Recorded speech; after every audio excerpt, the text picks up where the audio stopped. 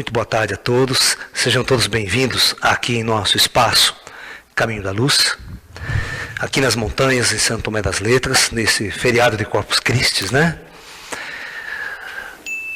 O tema de nossa palestra de hoje é sinais. O que vem a ser esse trabalho que nós vamos fazer hoje, essa discussão, essa conversa? Todos os grandes profetas do passado, todas as grandes profecias dos grandes mestres que passaram pela Terra, falam, né, de uma época em que a Terra passaria por grandes mudanças, por grandes transformações. O chamado final de ciclo planetário. Para os cristãos, a volta de Cristo, fechando um ciclo espiritual da humanidade. O que isso tem a ver? Como é que nós podemos entender isso claramente? Se nós olharmos pela ótica do Projeto Terra, aquele livro que eu já escrevi, esse seminário que nós temos, chamado Projeto Terra, com 8 DVDs, nós entendemos o seguinte: nós somos seres espirituais, que estamos vivendo uma experiência na matéria. Ok? Então isso é ponto passivo, nós não podemos perder isto de vista. Ok? Muito bem. Então o que eu quero que vocês entendam, que de acordo com essa nossa ideia do Projeto Terra, ok? Ó, o Projeto Terra, em resumo, é uma experiência planetária onde os grandes mentores de nossa galáxia, de nosso universo, os mentores espirituais maiores, né,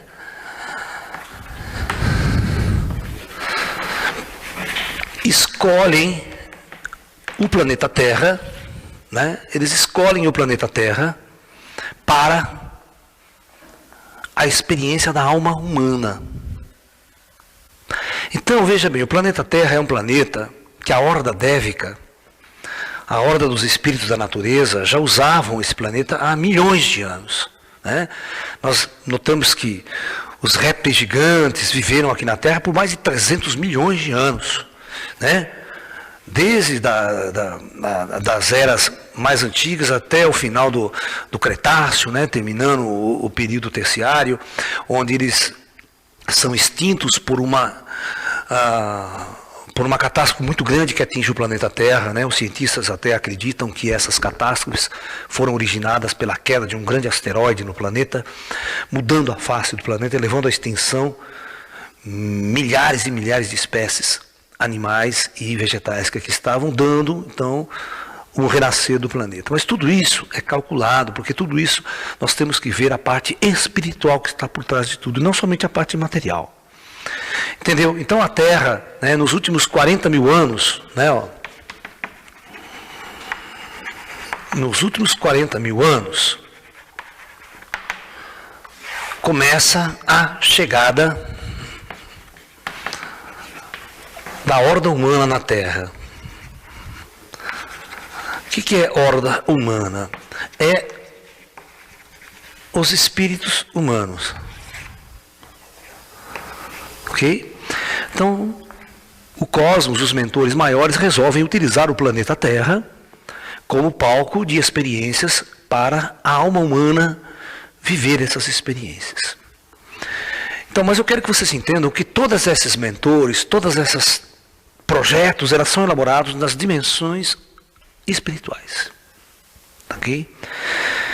Então nós temos que ter uma outra visão do universo agora. Nós temos um universo material com galáxias, planetas, estrelas, e temos as dimensões astrais, além da matéria física, okay? Onde estão as cidades astrais, onde todas as comunidades astrais dos espíritos que após a morte, né, antes de reencarnarem, ficam nessas comunidades, nessas cidades, numa sociedade totalmente organizada pelos mentores da luz. Então, quando esses grandes mentores cósmicos resolvem utilizar a Terra como um projeto planetário para experiências das almas humanas, estes projetos são muito calculados antes de serem executados. Isso não significa que esses projetos parecidos já não foram realizados em outros mundos, em outras esferas, em outros planetas pela galáxia e pelas outras galáxias do universo.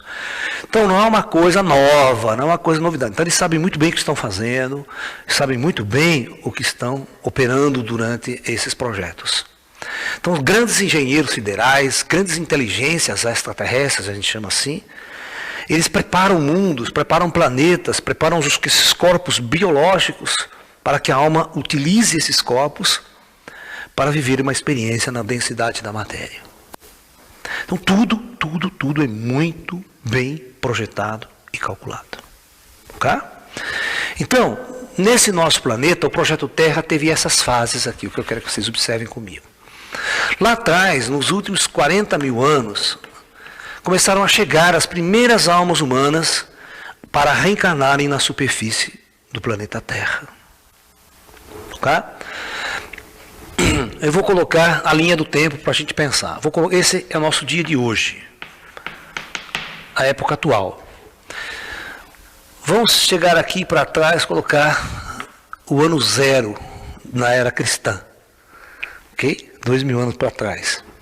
Aí a gente vai vir para cá, né? Vamos chegar a um ponto que nós vamos chamar de 10 mil anos atrás. Vamos colocar, né, 15 mil, ok? Vamos colocar 20 mil. Ok? Então eu vou mostrar que houve fases diferentes aqui. Então, nós vamos colocar das primeiras experiências, né, até mais ou menos por aqui, assim, ó, neste ponto aqui, eu vou fazer uma divisão.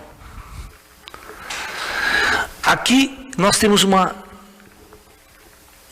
a primeira raça mãe chegando à Terra, tá, fazendo as primeiras experiências. Neste ponto aqui crucial, vai chegar uma nova horda de espíritos mais avançados para se misturar com os seres humanos. Então, esta parte antiga nós chamamos de Lemúria, a época da Lemúria. O continente lemuriano na sua parte mais primitiva. Daqui até mais ou menos esta fase aqui, ó. Este ponto aqui nós vamos chamar de 12 mil anos. 12 antes. Mais ou menos por aí. Este é o famoso período Atlante. Ok? Aqui nós vamos fazer um outro traço, né? Colocar mais ou menos 8 aqui. 8 mil anos. Esse é um período pós-Atlântida, pós-afundamento da Atlântida. E após esse período aqui o planeta vai passar ele passa por transformações e aqui começa o que nós chamamos de nossa civilização conhecida atual. Nossa atual civilização. Eu quero que vocês entendam que o projeto Terra ele funciona da seguinte maneira. Tá? Aqui está o orbe terrestre, planeta, a superfície. E o plano espiritual, vamos imaginar assim. Com todas as suas dimensões aqui, umbral, penumbral, todas as variantes dimensões. Acima, nós temos o grande comando espiritual da Terra. O comando espiritual do projeto Terra, vamos colocar assim. Então, esses comandos siderais, o que eles fazem? Eles trazem, eles importam almas, hordas de espíritos, grupos de espíritos de várias regiões da galáxia. De vários projetos diferentes, de várias partes do universo. Eles trazem essas hordas de espíritos, acomodam nas cidades astrais, nas comunidades astrais, e essas hordas de espíritos, eles têm muitas diferenças em termos de graus evolutivos, em termos de experiências na matéria, eles têm uma série de características diferenciadas. O planeta Terra vai ser palco da descida dessas almas para as experiências. Tá? Então, dentro desse projeto, aqui, por exemplo, daqui até aqui, um grupo de almas muito mais primitivas usaram o planeta para experiências. Quando chega mais ou menos nessa fase, vem uma horda de espíritos muito mais avançado em termos de consciência, mais lúcido, mais espiritual, mais elevado, que ele vai se misturar com essa horda mais primitiva que aqui está. Esse momento é conhecido nos textos antigos como os anjos decaídos. Os anjos que vieram, né, Lúcifer e sua turma, vamos dizer assim, os anjos que vêm de um planeta, na verdade ele vem de um planeta muito mais avançado tecnologicamente, mas eles são obrigados a vir num planeta muito primitivo, muito denso, então é como se eles fossem expulsos do paraíso. Em outra tradição, isso é conhecido como a expulsão do paraíso. Esses espíritos saem de um mundo muito tecnologicamente avançado, vêm para uma experiência que está até no astral, eles tinham um equilíbrio, e são obrigados a encarnar num planeta atrasado, primitivo, na Idade da Pedra. Então eles vão para uma experiência muito densa. Então as tradições esotéricas nossas encaram isso como a expulsão do paraíso e a queda dos anjos. E de uma horda uma quantidade grande de espíritos, entendeu? Então essas hordas, quando são trazidas, eles têm comandos de hordas. Eles têm mentores, eles têm mestres que acompanham a evolução desse grupo de espíritos. Não é tudo bagunçado, não. Tem toda uma coordenação, tem todo um projeto, tudo é feito dentro do acordo, as pessoas decidem aceitar essa experiência, não é forçado na marra. As coisas são muito bem conscientes. É que quando você aceita uma experiência na densidade pelo projeto que nós chamamos de lei do karma, que neste período aqui é um período kármico, nós chamamos, todo esse período aqui nós chamamos que é pela lei do karma. Ou seja, é as trevas do esquecimento, densidade da matéria. Neste período aqui, esse período mais curto é conhecido como período da luz, a era da luz. Aqui ocorreu uma era da luz, após a Atlântida, após o afundamento. Mas as pessoas não entendem que superfícies planetárias são palco de eventos. Né? O planeta Terra nunca vai chegar num nível de tal evolução que vocês vão imaginar. Porque a verdadeira evolução está aqui nas dimensões astrais. Já existem tecnologias avançadas. Tá? Por isso que você tem que morrer. O projeto foi feito, muito bem feito. Ele foi feito para você morrer. Ou seja, nós temos, porque nós não somos daqui. Nós não somos espíritos planetários. Nós somos almas em passagem pelo planeta, presta atenção, nós estamos todos de passagem. Não adianta vocês quererem contrariar essa ideia, não adianta que vocês querem fazer uma fortuna, riqueza pra caramba, construir impérios. Bora! Você veio de fora para viver uma experiência e vai retornar. Você não é um ser material, você é um ser espiritual em trânsito pela densidade da matéria, usando um corpo dentro de um projeto muito avançado. Bem. E neste outro período, volta depois do período da luz, volta novamente à lei do karma, que é o período das trevas, que é esse nosso período que nós estamos vivendo.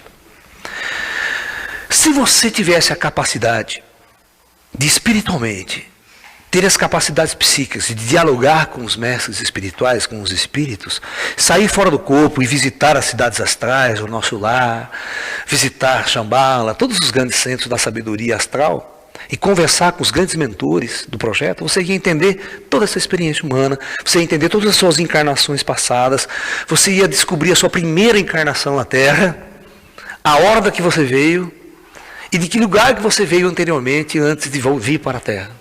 Tudo isso você vai descobrir um dia. Mas a palestra de hoje, tudo isso que eu estou discutindo, está nesse seminário chamado Projeto Terra, que são 8 DVDs. Nós vamos focar apenas nesse tema hoje aqui, sinais. O que eu quero que vocês entendam é que esses comandos siderais, eles preparam projetos durante um período de tempo. Terminado esse período de tempo, como neste ponto aqui, esses são os chamados pontos de grande mudança no projeto. E aqui nós estamos aproximando de um outro ponto de mudança, de fim de projeto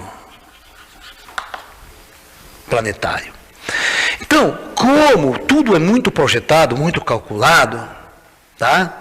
E os grandes engenheiros siderais, eles conhecem muito a geologia da estrutura do planeta, eles sabem que existem ciclos geológicos no planeta muito intensos, ciclos solares muito intensos, que causam profundas transformações geológicas e planetárias. Sabendo desses grandes ciclos, eles projetam a experiência humana dentro desses intervalos de tempo. Porque ele sabe que a superfície irá passar por grandes mudanças geológicas e transformações. Então, eles preparam, dentro, por exemplo, de 7, 8 mil anos, eles preparam toda uma experiência de uma civilização. Eles sabem que isso vai acabar. Então, os projetos planetários já são feitos para ter um começo, um meio e um fim. Tá? E vocês têm que entender que tudo está coordenado por uma inteligência lá em cima. E não é uma pessoa. É uma consciência muito grande de seres que se reúnem que projetou isso, está acompanhando toda a evolução da experiência humana na superfície da Terra. Cada um de nós está aqui sentado ou nesse planeta, na superfície, está conectado com a sua origem astral, com seus comandos de Oda, com seus conselhos kármicos e com muita gente responsável pela sua estada aqui e acompanham diuturnamente as suas vidas aqui na Terra. Se você achava que estava só, eu conheço aquela história, né, desses indivíduos apaixonados, né, que não é correspondido. Então fica naquela situação, ai, ninguém liga para mim, ninguém gosta de mim, coitado de mim, sou um solitário, perdido, confuso nesse mundo, né? Mas isso só na tua cabeça. Porque você não sabe quantas e quantas pessoas estão acompanhando você 24 horas por dia, o trajeto de tua alma, de tua experiência. Eu sou um tipo de pessoa que eu jamais, na minha vida, posso dizer que eu estou só e que eu sinto solidão. Porque isso não acontece nunca. O dia que eu venho aqui para o sítio sozinho, que não tem ninguém, tem um monte de espírito, um monte de gente o tempo todo. Então você nunca está só. Essa coisa de solidão é exatamente para quem está aprisionado dentro de um corpo, não tem uma única interação com o externo, então sente-se uma profunda solidão estando enclausurado dentro deste corpo. Mas quando você abre as portas do espírito, você se liberta, há uma libertação profunda dessa condição humana. Ok? Da mesma forma que o ciclo planetário do karma, da Era das Trevas, terminou aqui na Atlântida e houve uma grande transformação planetária, e a Atlântida chegou num auge científico e tecnológico muito grande, construindo armas nucleares, também fazendo guerras sofisticadas, viajando pelo sistema solar. Eles tinham capacidade de viajar pelo sistema solar com naves tripuladas, muito mais avançado do que nós estamos hoje. E esse ciclo acabou, houve uma grande transformação planetária e começou a Era da Luz, que durou mais ou menos uns 2.500 anos, e depois ele não foi mais necessário na Terra, e a Terra, os espíritos vão todos de volta para o plano espiritual, para as estrelas, né? E o planeta Terra volta a ser palco novamente do comando kármico, que vai trazer novas odas de almas, vai chegar novas odas para esse ciclo aqui. E esse ciclo aqui, então, ele está chegando ao fim. E é sobre este ponto culminante que nós vamos conversar hoje, exatamente sobre os sinais que apontam para essa mudança planetária. Ok? Muito bem. Então, já esclarecido que tudo está sob o controle das rodas do alto. Então, vocês vão ter que entender que esses comandos planetários vão encarnar almas especiais aqui que vão fazer a diferença ao longo da história. Nós vamos ver quais são os sinais de uma grande mudança planetária. Não se esqueça que esse período aqui, nós temos daqui até aqui, ó, nós temos praticamente 10 mil anos de história, né? Nós temos, nesses períodos antigos, você vai ver que não tem quase nada, a Idade da Pedra, tal. A nossa civilização conhecida, começa a fazer as primeiras escritas, que a gente chama, vai ser exatamente aqui, assim, ó, há uns 3 mil anos antes de Cristo. 5 mil anos que vai dar Mesopotâmia, vai dar, certo, os persas, os babilônicos, os sumérios, que a gente considera uma das primeiras civilizações, né, que a gente chama de civilização organizada. Que o resto nós tínhamos tribos pré-históricas andando pelo planeta nesse período anterior a isso. Ok? Então as almas começam a reencarnar no planeta mais nessa fase, onde as civilizações começam a crescer, tem mais condições de receber o encarne dessas novas almas. Em conflito. Certo? Muito bem. Essa experiência planetária é sempre uma experiência de conflito, tá? É colocar a alma num estado de conflito, para que ela possa desenvolver uma série de capacidades que, estando no mundo espiritual, não é possível. No plano espiritual, ninguém tem medo da morte. No plano espiritual, ninguém passa fome. No plano espiritual, você, né? Aqui não, quando você encarna, você precisa sustentar esse corpo, você precisa lutar por território, morada, aquela coisa toda, e tudo uma estrutura que é envolvida, que a alma vai viver uma experiência que no mundo espiritual ela não é possível vivenciar. Ok? Tudo bem. Então, é sobre essa chegada de um final de ciclo que nós vamos conversar agora. Por isso que Jesus, esses grandes mestres na história, esses grandes avatares, o que são esses avatares da história? São homens que tiveram a perfeita consciência do que são dentro desse projeto, qual é o seu papel dentro desse projeto. Então, muitos deles são preparados pelos comandos superiores para encarnar, e em certa idade eles têm uma abertura, certo? E eles começam a dialogar com os mestres espirituais. Um Chico Xavier, por exemplo, que conversa, que tem consciência do plano espiritual, né?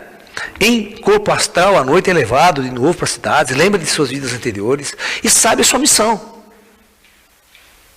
Por isso que Jesus, quando ia falar com Herodes, ia falar com os grandes líderes daquela época, ele sempre dizia assim: olha, cara, meu reino não é desse mundo. Eu não vou me curvar a César, não vou me curvar a esses sacerdotes que estão aí. Eu sirvo ao Pai. A ideia de Pai para ele era os grandes organizadores desse projeto Terra, do comando. Isso era o Pai para Jesus. Esse conceito de Deus, nós vamos discutir, sabe? O que Jesus colocava em termos de Deus, o que os judeus colocavam em termos de Deus, era um modelo muito primitivo para a cabeça dos humanos naquela época. Então, Pai, Deus que está no céu, tá? Mas o conceito de Deus que está no céu para Jesus, Jesus tinha consciência que tinha bilhões de estrelas, bilhões de planetas na galáxia, aquela coisa toda.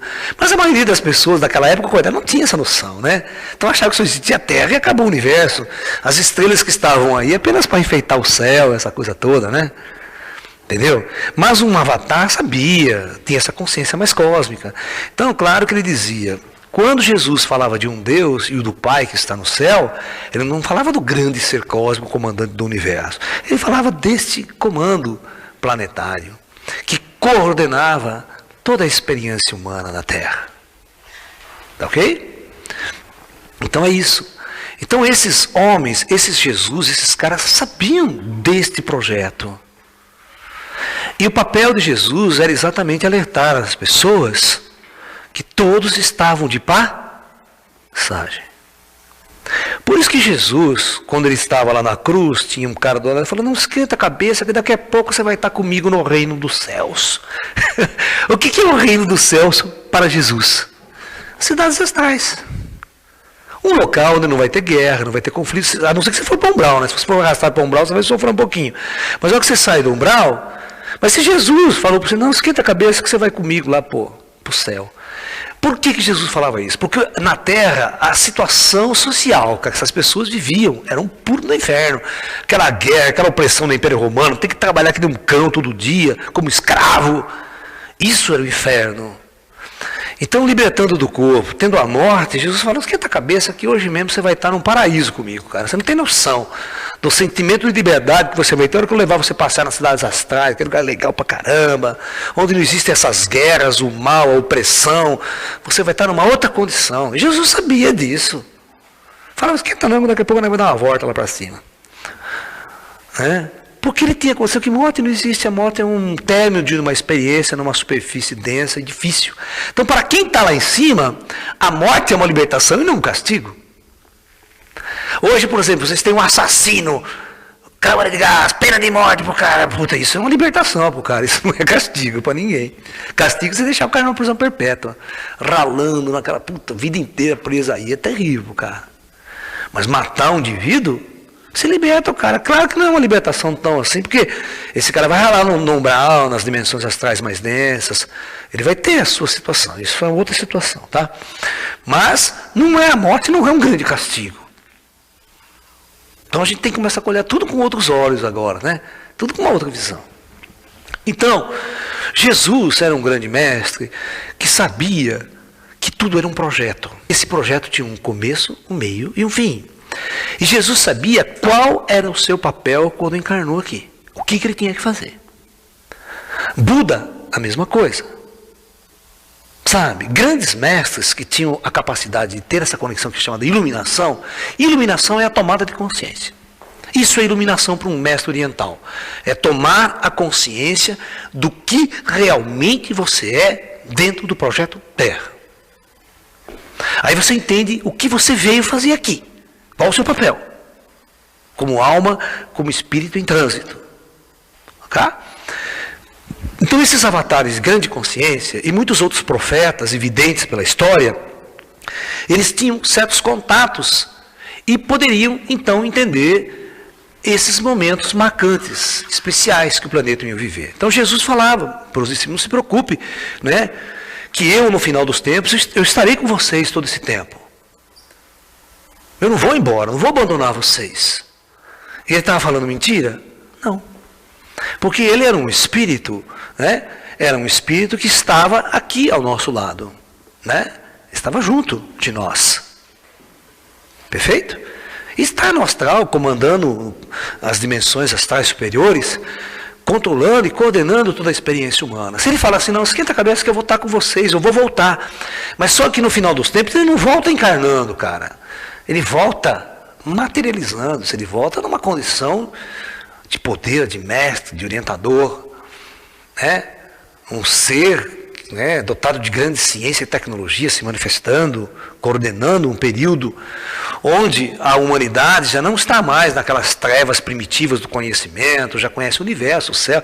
É isso que a gente vai conversar. Nós temos uma pseudociência, mas é razoável, interessante, que ela enxerga uma série de coisas interessantes. Mas não é tudo, a ciência ainda está encaminhando no conhecimento cósmico. Ok? Então vamos lá. Vamos centralizar então agora a ideia nos sinais. Que fala de um novo tempo, de uma nova era e de um momento de transformação planetária. Quais são então os sinais? Muito bem. Vamos começar, quando Jesus foi questionado, né, sobre essa questão, que ele falou para as pessoas, para os seus discípulos, que ele nunca abandonaria a humanidade, e que no final dos tempos ele voltaria, que no grande dia do juízo final, ele voltaria para julgar os vivos e os mortos. Vocês entenderam esse diálogo? De julgar os vivos e os mortos, olha que louco, né? Por quê? Porque o cara que morreu não está morto, ele está vivo. Ele está só no plano astral. Então, o que nós temos que compreender agora? Jesus conhecia que haveria um período, esses períodos de mudanças cíclicas. O que acontece? Esse período de mudanças cíclicas acontece com a morte de muita gente. É uma catástrofe planetária muito grande, transformações, guerras, muitos conflitos, terremotos, problemas geológicos de grande envergadura, e bilhões morrem e vão para o astral. Mas não se esqueça que essa alma, durante muito tempo, está reencarnando. Mas nesse final de ciclo, tem que parar, pegar todas essas almas, as odas vão ser transmigradas, elas vão ser reajustadas, ok? Para um novo ciclo, para um novo período. Elas não vão ficar eternamente encarnadas na Terra, reencarnando, até quando? Né? Então, esses reestruturações é conhecido nos tempos antigos como o dia do juízo final. O dia das grandes decisões de transformações de elos planetários. Então essa é a linguagem que os antigos vão usar. Ok? Então veja bem, Jesus, no Evangelho de São Mateus, no 24, 32 a 36, 42, ele vai citar essa frase. Perguntado para Jesus quando que aconteceria a sua segunda vinda, quando seria o dia do juízo final, quando seria essa transformação planetária. Então ele diz assim: aprendei, pois, da figueira a sua parábola. Quando já o seu ramo se torna tenro e brota folhas, sabeis que está próximo o verão. Igualmente, quando virde todas essas coisas, sabei que ele está próximo, mesmo às portas. Em verdade vos digo que não passará esta geração sem que todas essas coisas se cumpram. Passará o céu e a terra, mas as minhas palavras jamais passarão. Daquele dia e hora, porém, ninguém sabe, nem os anjos do céu, nem o Filho, senão só o Pai. Vigiai, pois, porque não sabeis em que dia vem o vosso Senhor. Essa é uma linguagem antiga que nós vamos tentar traduzir. O que Jesus quer nos colocar? Ele quer nos colocar, vai acontecer, a transformação virá. Mas que dia, que hora, qual é exato? Tem essa precisão? Jesus sabia que não havia uma precisão. Por quê? Porque não é um evento exato. É um evento que envolve emoção, que envolve espírito, que envolve alma, que envolve consciência. Então tudo isso é uma coisa que vai sendo planejado ao longo dos milênios. Aí o comando vai se reunir num determinado momento, né, específico, e fala, não, agora é essa época que nós vamos gerar a transformação. Vocês estão entendendo que há 2.000 anos atrás não era possível saber dia e hora? Nem os anjos, porque isso é uma coisa que estava em desenvolvimento. Você tem que observar o projeto, como está o andamento, certo? Se precisar de mais tempo, eles dão mais tempo. Se já está bom, vamos fazer a transformação agora. Se as almas já evoluíram o suficiente, então vamos, sabe? E o encarte geológico, aquela coisa toda. Porque tem raças especialistas em segurar grandes eventos geológicos, não deixar acontecer desastres de grande envergadura. Controlam a geologia do planeta. Se os caras largam, o planeta desaba. Vocês estão entendendo? Então eles controlam até essa coisa, até o dia que um grande problema geológico pode ser disparado. Eventos cósmicos, astronômicos, problemas do Sol podem causar mudanças profundas na superfície da Terra. Tá? Então tudo isso, essas grandes inteligências estão no controle de tudo isso daí. Então por isso que Jesus lá atrás não podia falar data e hora. Inclusive os grandes profetas, como Nostradamus, que tiveram suas vidências de eventos cíclicos, de situações muito complexas para a Terra, né, de transições, de transformação, de grandes guerras, esses indivíduos viam imagens, mas não tinha data e a legenda embaixo, né? Você tem que entender que esses profetas, que, né, eles tinham visões apenas do fim do ciclo, não tinha lá uma legenda embaixo com data e hora traduzindo em português, sabe? O cara tinha que conviver com uma visão fora do seu tempo. Imagina o Nostradamus, que só conhecia arco e flecha e carro de boi. Vê aviões do céu, foguetes, né, tanques de guerra, arma sofisticada. Aí ele vê um soldado, você viu um soldado moderno lutando? O soldado moderno tem aquelas máscaras de visão noturna, capacete e tal. O cara parece um bicho, cara. Máscara antigás, já viu aquelas máscaras antigás? Quando ele põe, o nego fica um monstro, né? Ele não fica um homem comum. Você está entendendo? O cara que tem uma visão de um soldado dessa época nossa aqui, há 500 anos atrás, pô, o cara fala, o que é isso que eu estou vendo? Será um homem? O cara vê um avião, vê mísseis destruindo uma cidade inteira, uma bomba só destruindo uma cidade inteira. O cara tem uma visão dessa. O cara nunca viu uma bomba, cara, nem pólvora tinha que inventar na cabeça dos caras lá. Então é complicado para a cabeça desses videntes entenderem as suas próprias visões. Então, o que nós podemos entender é exatamente isso, né? Então vamos começar com grandes sinais. Vamos ver o primeiro.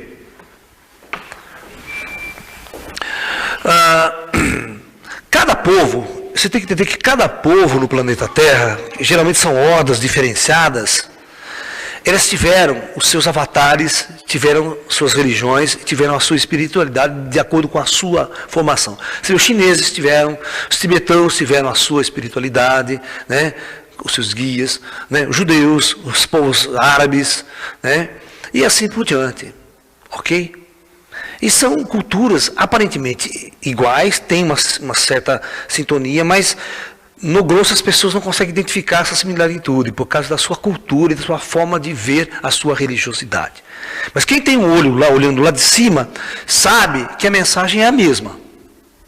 Tanto enviada para a Índia, tanto enviada para os judeus, é a mesma. Só que com a linguagem cultural de seus povos. adaptada culturalmente para o chinês, adaptada para o indiano, né? Adaptada para o judeu, que tem toda uma visão da sua religiosidade estrutural. Os avatares são enviados para povos diferentes. Porque não adianta você enviar um avatar para a Índia, que ele não vai influenciar os judeus, de jeito nenhum. São culturas diferentes, povos diferentes, que eles não vão ser influenciados por um judeu, sabe? Você está entendendo? E assim por diante, né? Você vê, Jesus, para influenciar no Oriente, vai ser muito difícil. E foi, não, até hoje não tem. O catolicismo, o cristianismo não influencia a Índia, né? A China. Certo? Lá é mais o budismo, mais o hinduísmo, né? Que é milhões. O cristianismo é uma coisa que foi entrar lá na China, no Oriente agora, recentemente, há 50, 100 anos atrás. Né? E é ainda pouco, né? Não tanta expressão. Então, o comando astral sabe disso e manda seus avatares. Você vai ver que todos os povos têm suas profecias, todos os povos têm seus videntes, todos os povos têm seus mestres que orientam sobre essa questão transitória. Se você for estudar o taoísmo hoje, todos os taoístas são apocalípticos. Todos os taoístas esperam um final de uma catástrofe planetária. Todos. Tá? Eu estou com essa camiseta aqui, não é à toa. Dá um zoom nela, loira. Né? É claro que essa camiseta, Fukushima, é a região do Japão, né? Onde sofreu esse grande cataclismo, esse grande maremoto, esse terremoto, escala 9, uma coisa. Então, milhares de pessoas perderam suas vidas. Né? Nós vamos falar sobre isso, é um grande sinal dos tempos. E claro que essa camiseta, ela saiu, não tinha nada a ver com o terremoto, muito antes do terremoto, né? Mas é a nossa homenagem aos irmãos japoneses que sofreram essa grande perda, esse grande sofrimento, neste momento de crise, né? Que nós temos que estar harmonizados, vibrando em prol desses nossos irmãos que no mundo inteiro irão passar por dificuldades cada vez mais intensas com o passar do tempo. Tá? Então, o profeta Ezequiel, né, previu que o povo judeu iria restabelecer seu território no fim dos tempos. Se você ler o profeta Ezequiel, ele vai fazer o seguinte, ele vai dizer o seguinte: vocês sabem que Israel, no ano de 70, depois de Cristo, no ano 70, 76 depois de Cristo, ocorre uma revolta dos judeus contra os invasores romanos. Perfeito? É a famosa rebelião dos judeus contra os romanos que invadiam toda a região, a expansão do Império Romano. Né? Na época de Jesus, vocês vão se lembrar que Jesus foi condenado por Pôncio Pilatos. Pôncio Pilatos era um senador, certo? Era um governo romano na Galileia, certo? Era um interino, o rei Herodes, mas como ele era um país invadido pelos romanos, né, Herodes não apitava muito em certas coisas. Quem comandava mesmo era, você está entendendo? Era o nosso amigo Pôncio Pilatos, certo? Que era um governo romano interino ali, que dominava a região. Né? Por isso que Pôncio Pilatos lava as mãos e fala: esse caso não é meu, esse caso aqui é dos judeus, manda lá para o judeu decidir, né? Aí volta para ele de novo, né? Aí ele que manda crucificar, né? Aquela coisa toda. Ok? Então, no ano 76, né, da era cristã, os judeus fazem uma grande revolta para tentar expulsar e libertar os judeus do jugo dos romanos. Só que eles não conseguem. A força do Império Romano, as técnicas de guerra, era muito superior a qualquer povo na época. Resultado, eles simplesmente massacraram os judeus revoltantes. Destruíram todo o templo de Herodes, famoso templo, não deixando pedra sobre pedra. E Jesus faz essa profecia clara quando entra na cidade pela primeira vez, quando ele entra com o burrinho lá, aquele puta portal que tem em Jerusalém. Os discípulos que moravam no campo, que eram pessoas humildes, falam: fica encantado com aquela coisa. Jesus fala: calma, cara, daqui a pouco não vai restar pedra sobre pedra nesse templo aqui. E os romanos destroem tudo e não permitem que nenhum judeu fique por perto. Aí começa a chamada famosa diáspora, né? Ou seja, os judeus são expulsos da Galileia, da Judéia, naquela região. São expulsos. E são obrigados a viver fora. E nunca mais voltam. Aquela região, então depois vem os árabes, começam a tomar conta, depois que o Império Romano cai, os árabes tomam conta, e vem uma série de situações que vocês vão discutir com o tempo, né? Tal. Aí você chega na Idade Média, né? Os cristãos europeus querem libertar Jerusalém do Império Otomano, certo? Que é o Império Árabe, aquela coisa toda, aquelas guerras santas, e nunca consegue, só se dão mal, né? Ok? Então, Ezequiel fez uma profecia. Então, ó, no final dos tempos, quando o final do grande dia do juízo final estiver próximo, os judeus vai voltar novamente na Palestina. Ok? E é exatamente o que acontece em 1948, com a fundação do Estado de Israel. Né? Então todos os grandes religiosos, né, veem nisso o cumprimento dessa grande profecia de Ezequiel. Então esse é um grande sinal para todos os religiosos. Quando, novamente, depois de 2000 anos, os judeus voltariam à sua pátria, usaram o seu templo, né, que não existe mais templo. Você sabe que o templo sagrado deles, onde deveria estar aquela arca da aliança, com os 10 mandamentos, a arca sagrada, né? Aquela arca lá que os caçadores da arca perdida vão buscar, né? O Harrison Ford, lá os caçadores da arca perdida vão tentar achar, que é a arca da aliança dos judeus, onde estaria, né? E o templo foi todo destruído, ninguém sabe onde foi parar essa arca, é lendária. Então, a única coisa que sobrou do templo de Herodes, que é considerado o local sagrado para os povos judeus, é aquele muro das lamentações. Sabe aquele muro que eles ficam lá rezando, os judeus ortodoxos vão lá, ficam lá balançando assim, vocês já viram? Nos filmes, na coisa aqui, só aquele muro que sobrou. E eu duro que naquele muro, em cima daquele muro, é uma plataforma. Ali em cima era o templo dos judeus. E aquele templo foi destruído, e ali em cima, os árabes construíram a famosa mesquita de Al-Aqsa, que é o terceiro lugar mais sagrado para o povo árabe. Olha o conflito estabelecido. Você está entendendo? E os judeus não vê a hora de expulsar os árabes dali para implantar o templo do judeu, verdadeiro. Mas, você vê, não é possível, o conflito é inevitável ali. Os judeus, os árabes não vão sair dali. E aí, o que aconteceu? Quando o Estado de Israel foi imposto, ele foi imposto de uma forma, praticamente pela força, porque o Estado palestino era desorganizado, não tinha um Estado, né? Até hoje não tem um Estado, né? Então Israel, com o poderio militar do Ocidente, aquela coisa tudo, impôs o Estado de Israel, ele colocou o Estado de Israel ali, né? E está no que está, vocês estão vendo ali. Mas um dos grandes sinais, então, é a volta dos judeus para a Palestina. Porque todos os judeus não tinham pátria. Eles não tinham pátria. Estavam no mundo dispersos, sem pátria. Qualquer país que eles estivessem, eles tinham sua cultura, sua religião, mas não tinham pátria. Então, ao retornar, é o cumprimento de uma profecia. Porém, esse cumprimento é o início de um grande conflito. Todos vocês sabem que grande conflito está instalado ali, né? E esse grande conflito pode terminar uma guerra nuclear. Certo? Por que vocês acham que Israel hoje tem mais de 100 bombas atômicas? É o único país do Oriente Médio com bombas atômicas, a não ser o Paquistão e a Índia, que não tem no Oriente Médio, é Extremo Oriente, né? Entendeu? Então,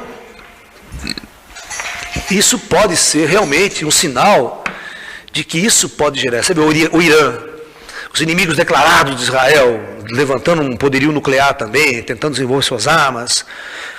É uma questão de tempo para esse conflito se estabelecer para valer. Porque eles não se suportam ali. Um acha o outro invasor. Israel acha que aquele território naturalmente é dele. Mas como é que você pode achar que o seu território... Vamos supor que você abandona 2000 anos, depois você quer voltar, está todo mundo instalado, morando com as casas lá, quer tirar, não, isso aqui é meu, tira todo mundo aí. Pô, complicado, né? Foi o que Israel fez. Com a Guerra dos 6 Dias, então, ele triplicou o território dele, arrancou todo mundo que estava em volta, casa, tá? Por isso que fica o palestino na faixa de Gaza aqui, lá, pendurado no outro ponto, Israel no meio, e os caras sem pata, sem saber o que pode fazer, sem direito a ter um governo, um exército, né? E sendo comandado por israelenses. Eles não suportam isso. Então você tem que conversar com o árbitro. Se quiser entender a situação, você tem que conversar com o cara. Fala, escuta aqui, como é que você vê a coisa? Por exemplo, é engraçado, né? Por que Estados Unidos, França, Inglaterra, todo mundo pode ter arma nuclear? O Irã não pode. Então o árbitro fala, por que eu não posso? Se Israel tem 100 bombas atômicas, puta no programa nuclear, por que eu, o Irã, não posso ter minha bomba atômica, meu programa nuclear? O que eu sou diferente de vocês? Então na cabeça do árbitro, se você pegar a TV Al Jazeera, for assistir uma entrevista, você tem que entender a ponto de vista do cara, cara. O cara está lá, mas eu tenho direito, sou um país independente. Por que eu não posso? Por que você pode e eu não posso? Eu vou ter que me curvar a você o tempo todo, então? Curvar os Estados Unidos, o poderio militar, as forças e tudo mais? Porque todo mundo sabe, né? Qualquer americano sabe. Se você tiver uma bomba atômica, ninguém invade seu território. Invadir, por exemplo, aquelas guerras, como você viu, né? Estados Unidos agora bombardeando a Líbia. Se o Líbano tem uma bomba atômica, ele não ia fazer essa bobagem. Queria saber que o preço que eles iam pagar por isso seria meio caro. Né? Então, esses é um dos grandes sinais proféticos ditado pelos religiosos. Eu vou montar um sinal muito interessante que acena para o final do ciclo, que muito pouca gente percebe esse problema. Né? E nós vamos tentar discutir isso aqui agora, que é muito interessante. Tá? Vamos pegar o período da humanidade que vem entre 5.000 anos antes de Cristo, 5.000 anos aqui, a gente tem que fazer assim, tem que colocar assim, 3.000, quer dizer, 3, 0 e hoje, tá? Para a gente entender melhor. Olha, vamos tentar entender. Todo esse período aqui, não houve nenhuma mudança estrutural na civilização. Vocês concordam comigo que foram praticamente 5.000 anos, ou no pé 4.500 anos, olha. Vamos pegar esse número aqui.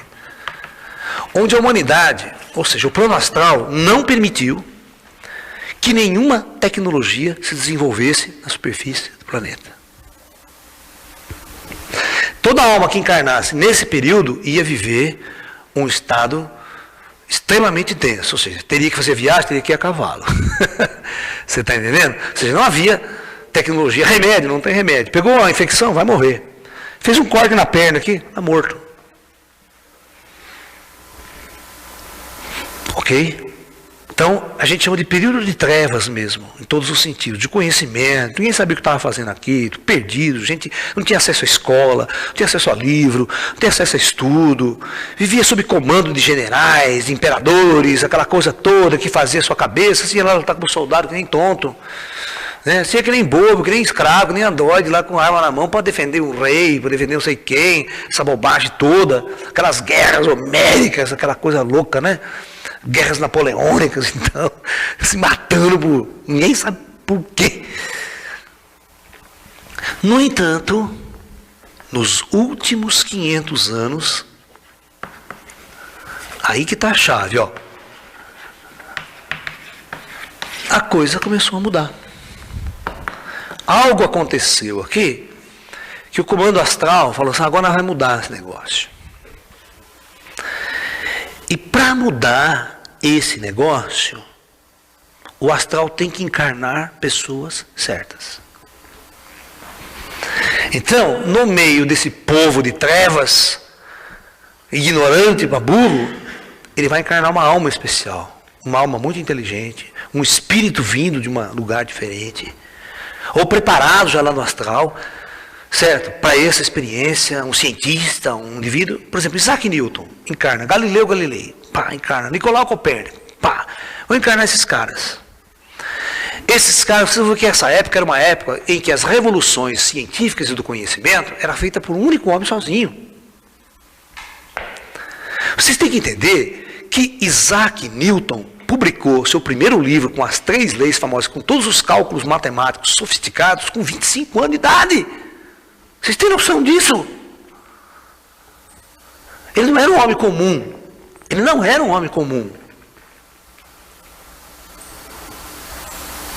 Vocês podem pegar, se matar de estudar, vocês não vão entender o que Newton fez direito, nem com 50 anos de idade. Vocês estão entendendo? E ele cria, você tem que entender que ele não foi estudar uma coisa que já estava feita.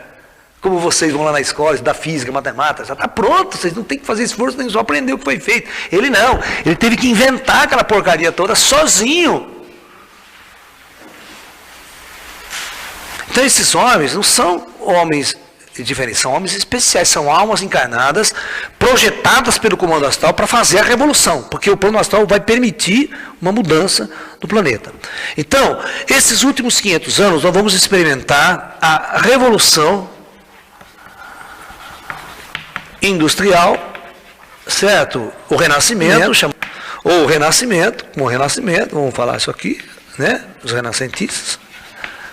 E o advento da ciência moderna.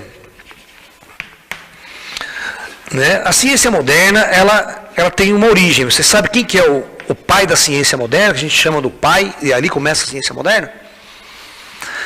É Galileu Galilei. Por que Galileu Galilei é considerado o pai da ciência moderna? Simplesmente pelo fato dele, pela primeira vez, associar uma linguagem matemática a uma interpretação física. Então ele é o primeiro a fazer isso. A pegar ideias que eram empíricas, né? E tentar associar um modelo matemático, um modelo cartesiano, tudo que era feito, que já tinha desenvolvido na matemática, pega um modelo matemático, a linguagem, e associa a ideia de movimento a todas aquelas equações de movimento de Galileu, tá? Que vocês estudaram na escola, no ginásio, essa coisa toda. Então, por isso que ele é considerado o pai da ciência moderna, porque a ciência moderna é uma ciência que vai utilizar, pela primeira vez, a matemática como ferramenta para explicar os fenômenos da natureza. Porque a matemática lá grega, lá atrás, ela não estava preocupada em explicar fenômeno da natureza nenhum. Era uma coisa abstrata, era uma coisa filosófica. Você está me entendendo? Tá? Agora não, Isaac Newton vai tentar usar a mecânica para tentar entender a gravidade, entender a órbita dos planetas, descrever eclipses, entender a mecânica celeste, certo? Toda a mecânica que existe dos momentos. Então tudo isso vai ser executado pelo conhecimento de um desenvolvimento de uma nova forma de ver o mundo. E isso faz com que todas as coisas que você conheça vai mudar a face do planeta. Ou seja, 4.500 anos o planeta não mudou nada. Mas daqui para frente, em 500 anos, por uma intervenção do alto, vai haver uma mudança radical na superfície do planeta. Ok? E vamos mais longe. Vamos imaginar essa nossa escala de tempo aqui, os nossos últimos 100 anos. O que aconteceu nesses últimos 100 anos que podem apontar como grandes sinais dos tempos?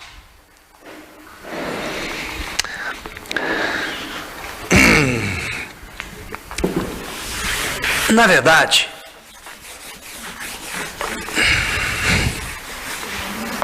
então o advento da ciência é um grande sinal. Um outro sinal importante é o seguinte: os últimos 100 anos nós tivemos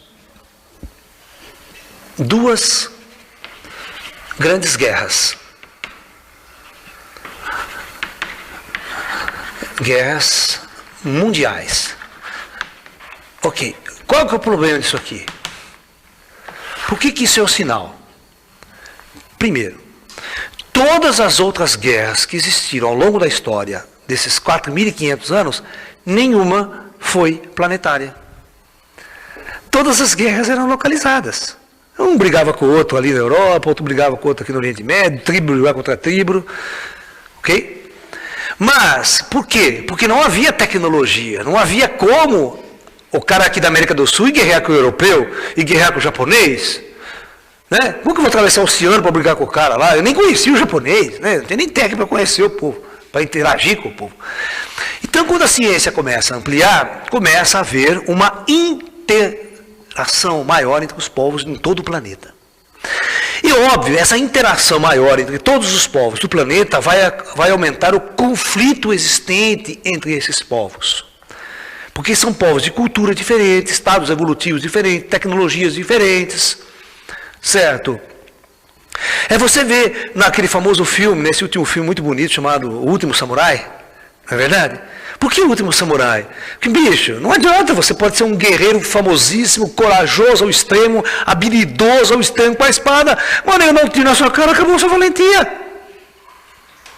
Você está me entendendo? Não adianta, é tecnologia, é ciência, não adianta pegar a espada, a lança, sair corajoso na frente de uma metralhadora. Foi o que a gente assistiu no filme. Você não vai ter chance, cara, é burrice.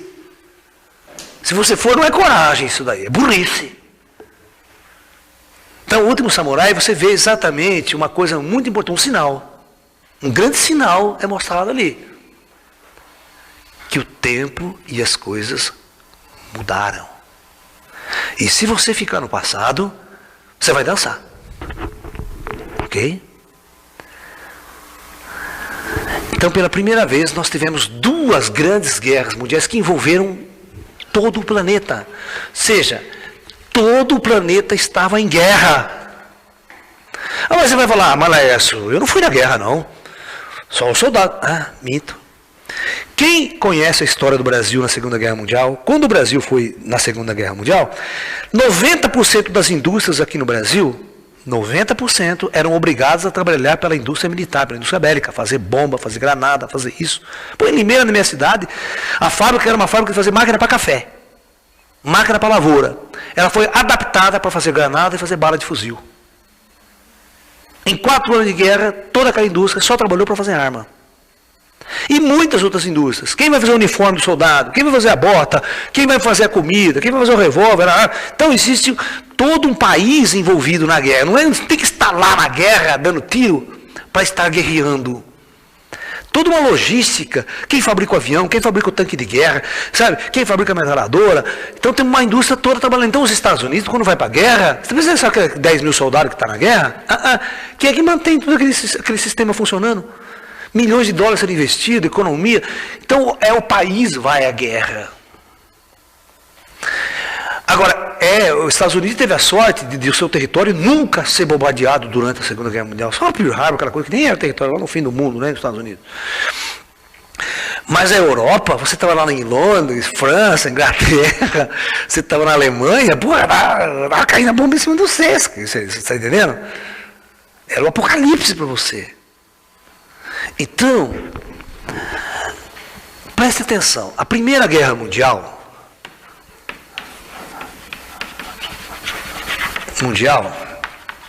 ela tem uma coisa muito louca.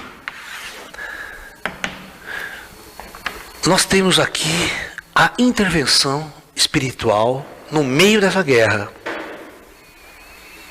Uma famosa aparição de Fátima. A aparição de Fátima é um dos grandes sinais. Certo?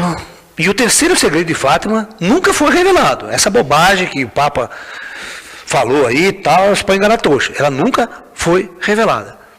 Principalmente porque a terceira mensagem de Fátima, ela tem 50% de mensagem contra a Igreja Católica.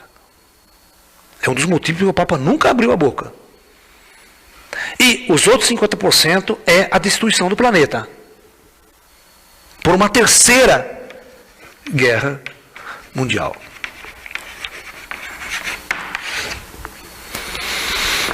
Quem estuda profundamente as mensagens de Fátima sabe. E uma coisa muito importante. Você sabe por que o Papa trancou essas 3 meninas? A menina, a única que sobrou, que eram 3, né? Jacinto, Marta e como é que chamava? Lúcia. A Lúcia sobreviveu. Os 2, né, primos dela morreram cedo. De doença, ficaram doentes, pneumonia, morreram. E a Lúcia, como a Igreja Católica dominava muito aquela época, a cultura, pegou aquela menina e trancou ela em 7 chaves. Você não pode abrir a boca, você não pode falar. Só que tem um porém. Tem um questionamento muito interessante, que pouca gente faz. Usa a inteligência para fazer esse questionamento. O Papa e a própria Igreja Católica sempre se considerou o único intermediário entre Deus e o homem na terra. Presta atenção. Budismo, outras religiões, islamismo, isso não tem nada a ver com Deus, isso não é religião de Deus. Nós temos um único Deus, um monopólio de um único Deus. Nosso Deus é o verdadeiro. O seu não é verdadeiro, isso é fajuta. Então a igreja sempre se considerou e se colocou numa posição de intermediária entre Deus e o homem na terra. A ponto do sacerdote não absolve seus pecados, toda aquela visão que a igreja tinha de controle. A pergunta é, por que a Virgem Maria escolheu 3 crianças e não o Papa para dar mensagem, para dialogar? Porque simplesmente sabia que o Papa não tem nada a ver com a história. Ele era um político, era uma pessoa dentro de um contexto, uma sociedade totalmente decadente, manipulada por poder, pelos poderes, aquela coisa toda. Porque se você fosse fazer a verdadeira mensagem de Cristo mesmo, você seria um anarquista, você seria um dos maiores anarquistas contra o sistema político e ideológico da época. Jesus foi assim, quando Jesus chegou lá, ninguém conseguia viver a verdade que Jesus pregava, porque ele era anarquista contra Roma, contra Herodes, contra todo mundo. Ninguém podia aceitar aquele sistema que Jesus impunha. Tá? E os tempos modernos, as igrejas foram se adaptando, né? Elas foram cedendo para o governo, para o império, o poder imperial, e ela no poder religioso, mas não poderia interferir com o poder político do imperador. Mesmo que o imperador cortasse a cabeça, fizesse a maior da bobagem, a maior das guerras, a maior confusão, a igreja não podia intervir. Se ela intervém, ela é contra. Aí ela entra em conflito interno e a igreja se destrói também. Tecnicamente, ela não vai se suportar no poder. Mas a pergunta crucial é, por que a Virgem Maria não foi aparecer para o Papa para dar as mensagens? Preferiu ir lá em Portugal, escolher 3 humildes crianças. Tá? E tem um porém. A Virgem Maria pediu para que a mensagem fosse dada para o planeta todo. Ela pediu.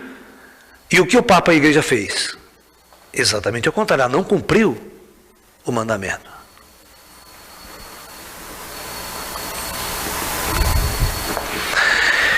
Então, as mensagens de Fátima, ela vai dizer o seguinte, a primeira das mensagens é sobre o fim da Primeira Guerra Mundial. A Primeira Guerra Mundial, se você olhar ela, nunca antes dela houve uma guerra como tal.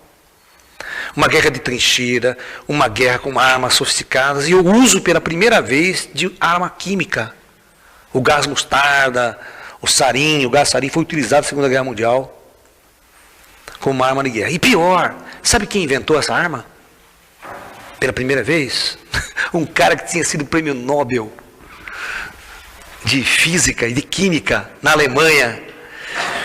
Era um cientista, amigo de Einstein. Todo o pessoal era super amigo ali, né? O Einstein subindo, antes da Primeira Guerra Mundial, eles eram da Academia de Ciências, aquela toda. E esse cara ganhou um prêmio Nobel porque esse cara inventou o adubo químico. O NPK, o famoso nitrogênio, fósforo, potássio. Ele inventou esse adubo como sendo a ferramenta mais importante, a descoberta mais importante da humanidade para acabar com a fome no mundo.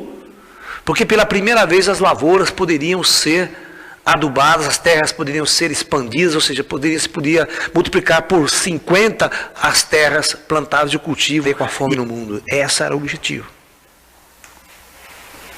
Tá? E foi prêmio Nobel por causa disso. Aí, durante a Segunda Guerra Mundial, esse cara coloca todo o seu poder, toda a sua ciência a serviço de Hitler. A serviço de Hitler não, a serviço do Kaiser. Que na Primeira Guerra não era o Kaiser. Né? A serviço da guerra, inventando as armas químicas, as armas de destruição em massa. Então, pela primeira vez, armas de destruição em massa começaram a ser utilizadas na Primeira Guerra Mundial. Vocês não têm noção como é terrível esses gases. Você não tem como lutar contra ela. Não tem coragem, né? O cara lança o gás, você morre. Não tem como lutar. Uma arma que você não tem trincheira para esconder, não tem lugar. Respirou, morreu. E nem se você respirar, porque o mostarda, se pegar na pele, ele vai queimando a sua pele, ele vai detonando você por fora. Por isso que os soldados iraquianos, americanos, tem que ir com máscara, roupa de proteção, puta calor de 40, 50 graus no deserto, nem com roupa até o pescoço. Porque não pode expor a pele a esse gás.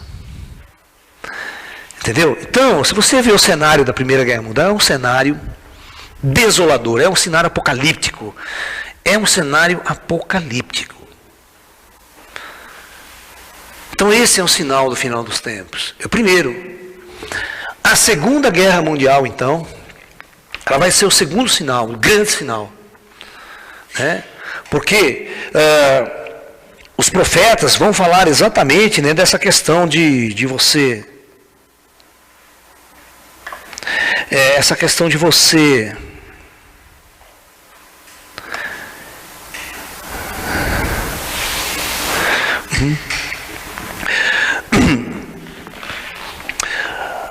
A Segunda Guerra Mundial, ela vai culminar com uma coisa muito louca. Ela vai terminar com a arma nuclear. A arma nuclear, ela é um símbolo do Apocalipse. Ela é exatamente o símbolo do Apocalipse. Porque, pela primeira vez na história da humanidade, o homem, atinge um grau tecnológico de capacidade de destruir o seu planeta. Qualquer guerra feita antes não ameaçava o planeta, tá? Você podia fazer quanta guerra você quisesse, que o planeta continuava do mesmo jeito, na boa. Só morria um monte de gente. Mas desta vez não. Pela primeira vez na história da humanidade, o homem chegou a um nível de ciência e tecnologia, esse é o maior dos sinais. Esse você tem que ficar atento. A humanidade chegou ao ponto de poder destruir o planeta. E ela culminou com a maior de todas as armas. E o chefe do projeto que desenvolveu essa bomba atômica nos Estados Unidos, o projeto Manhattan, famoso projeto secreto na época, encabeçado por um judeu, né, nascido nos Estados Unidos, mas de origem austríaca, de origem alemã, vamos assim dizer, chamado Julius Robert Oppenheimer. Ou para os amigos, ele era conhecido como Op. É Op, ele tinha o apelido de Op. Você não tem noção que esse cara era um gênio. Esse cara falava mais de 20 idiomas. Você sabia que Oppenheimer falava sânscrito fluentemente? Lia o Bhagavad Gita em sânscrito. E quando ele estava no deserto e explodiu sua primeira bomba atômica teste no deserto, em Los Alamos,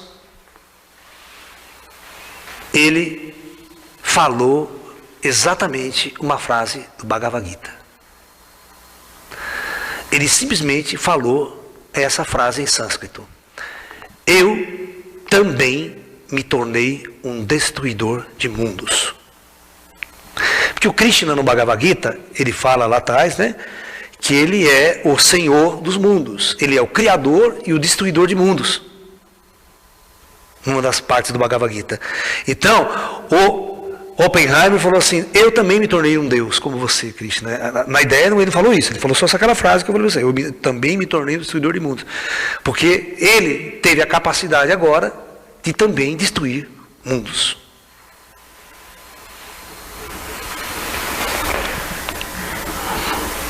É um sinal que as pessoas não querem enxergar. A explosão de uma bomba atômica é um negócio absurdo. Não tem noção do que nós desencadeamos em termos de energia. E como isso não bastava, vão testar isso aí em cima do povo, né? 2 bombas atômicas em Hiroshima e Nagasaki. Para as pessoas que viveram essa tragédia, é o Apocalipse. Atentem à descrição desses povos que sofreram o impacto dessas bombas, como eles descreviam, como eles viam a coisa. Os grandes profetas, como Nostradamus, cita o seguinte, né? E haverá sinais nos céus, na lua, nas estrelas, Nós vamos chegar a esse ponto ainda, tá? Nós vamos chegar ao ponto de falar desta profecia, né? Mateus diz assim: no final dos tempos Se levantará nação contra nação e reino contra reino, e haverá fomes e pestes, terremotos em vários lugares. Mas todas essas coisas são o princípio de dores ainda maiores que virão para a humanidade. Né? Depois nós vamos falar de terremoto. Então, se levantará nação contra nação. Ele está falando de uma guerra mundial.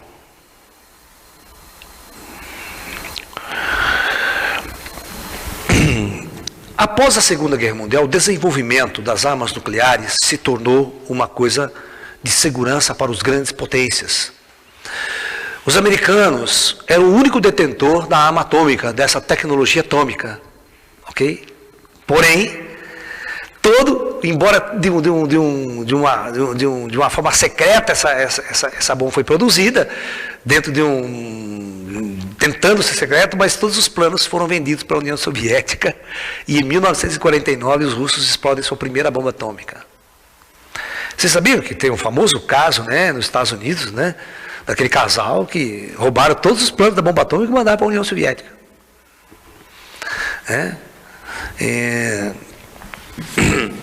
Então eu quero que vocês entendam uma coisa. Após essa grande tragédia para a humanidade, que foi a Segunda Guerra Mundial, 40 milhões aproximadamente de pessoas mortas. 40 milhões de pessoas mortas. Né? As armas nucleares foram se desenvolvendo. Elas foram se desenvolvendo. A arma atômica de Hiroshima, uma atingiu 10 quilotons e outra atingiu 15 quilotons. A potência dessas bombas é medida em toneladas de TNT. Tons é toneladas de TNT. Na verdade, eu tenho que até completar, fazer isso aqui. Porque TNT era um explosivo muito comum na época, tá? Que é utilizado nas bombas convencionais, aquela coisa toda. Então era uma forma de você medir potência de explosão. Tá? Ok? Então 1 kg de TNT faz determinado estrago, 2 kg faz determinado estrago, tá? Então, a maior bomba já feita convencional, ela tem tantos quilos de TNT. Então, uma bomba atômica era uma coisa assim absurda. Ela destruiu uma cidade inteira. Nenhuma bomba tinha a capacidade de fazer isso. Numa única explosão. Muito bem. Aí, após a Segunda Guerra Mundial, começa uma corrida para a invenção de uma outra arma mais sofisticada e muito mais poderosa do que essa. Né? Então, a famosa desenvolvimento da bomba H. Né? Um cientista americano que participava do projeto Manhattan também, o Oppen não quer saber mais de comandar projeto, ele fica em crise emocional, crise filosófica, espiritual, né? É afastado, depois ele é até acusado também de ter ele sido o espião, de mandar o documento. Ele entra numa crise, tá? Essa coisa toda. E aí vem um cientista chamado Edward Teller, né? Edward Teller, que vai ser um dos pais da bomba, né, atômica, da bomba H americana. Então a bomba H, ela vai usar a bomba atômica comum dessa bomba como estopim de uma bomba ainda maior. Ok?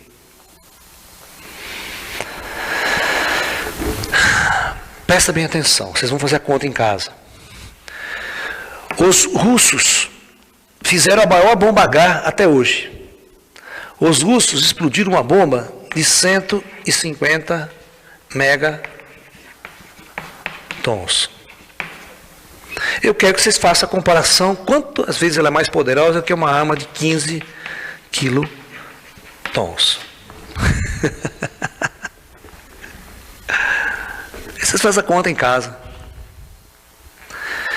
Nesta corrida armamentista, entre Estados Unidos e União Soviética apenas, sem contar a França, a Inglaterra e outros países, a quantidade de armas estocadas por esses países dá uma capacidade da humanidade de destruir o planeta mais de 100 vezes. Mais de 100 vezes.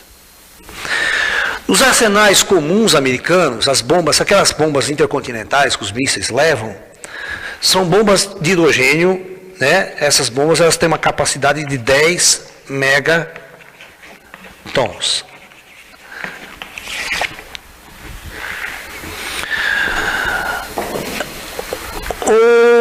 Com o avanço da tecnologia moderna, o avanço da tecnologia, vocês vão ver se isso não é um sinal do final dos tempos. Com o advento da tecnologia moderna, computadores, avanços, a maior de todas as armas, por exemplo, um míssil intercontinental lançado dos Estados Unidos para atingir um alvo na União Soviética ou no Oriente Médio, ou o russo mandando, demora 30, 35 minutos, dependendo do ponto alvo. Então daria tempo de acionar um alerta nuclear, sair todo mundo correndo embaixo, certo? Tal. Na década de 60, a tecnologia era muito atrasada, as armas mais sofisticadas eram esses mísseis de longo alcance, chamados intercontinentais, os ICBMs, os mísseis balísticos intercontinentais, né? Levavam essas bombas.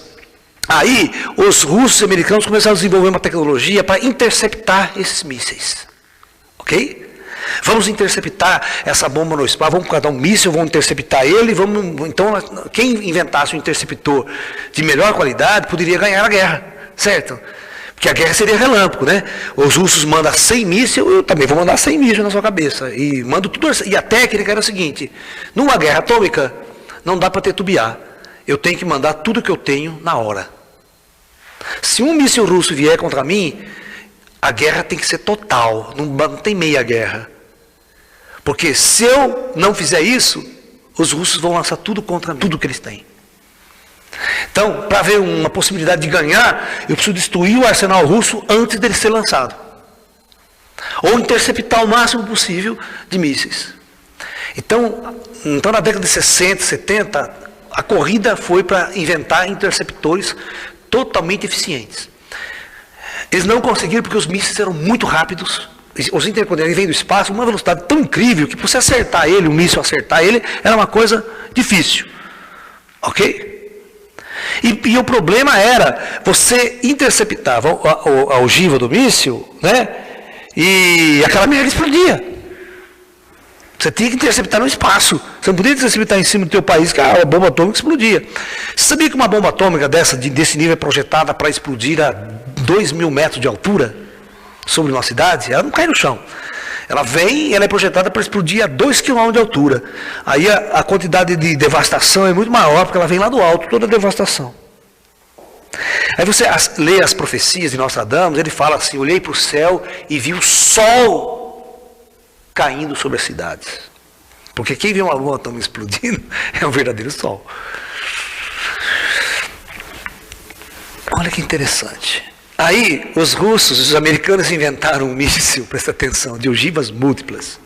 O míssil vinha no espaço, quando ele chegava aqui, ele abria, ele lançava 10 bombas atômicas para alvos completamente diferentes. É o chamado mísseis de ogivas múltiplas. Aí, interceptar essa coisa aí ficou impossível. E como que eu vou acertar 10 alvos? Eu tenho que mandar 10 mísseis agora, interceptor. Certamente meia dúzia vai passar. E o pior de tudo, quando os russos começaram a desenvolver, os americanos também, os dois lados, certo? Teve um problema. Os russos inventaram um negócio chamado contramedidas. Contramedidas é o seguinte: neste míssil que ele colocou 100 balões infláveis. 100. Que para os radares, para o míssil interceptor, ele interpretava como uma bomba, como uma ogiva. Eu pergunto, qual a chance do míssil acertar a ogiva certa? Esse aqui eram balões que eram para enganar o míssil interceptor, entendeu? Ele chegava lá no espaço e ele abria 100. 10 era bomba, e as outras eram contramedidas, que o míssil ia perseguir o lugar, a coisa errada, ia explodir e bater num negócio que era um balão.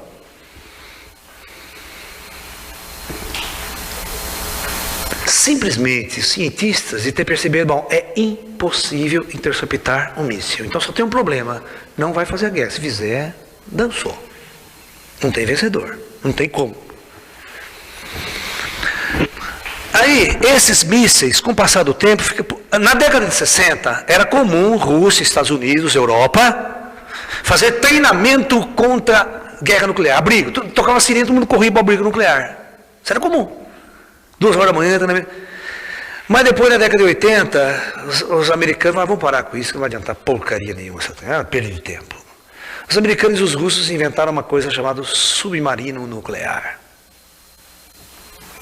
Esses mísseis intercontinentais foram jogados de lado, ultrapassados, tecnologia vagabunda que ninguém mais quer, só estorva o arsenal, fica lá gastando dinheiro e tempo, porque tem que ficar mantendo o soldado, né?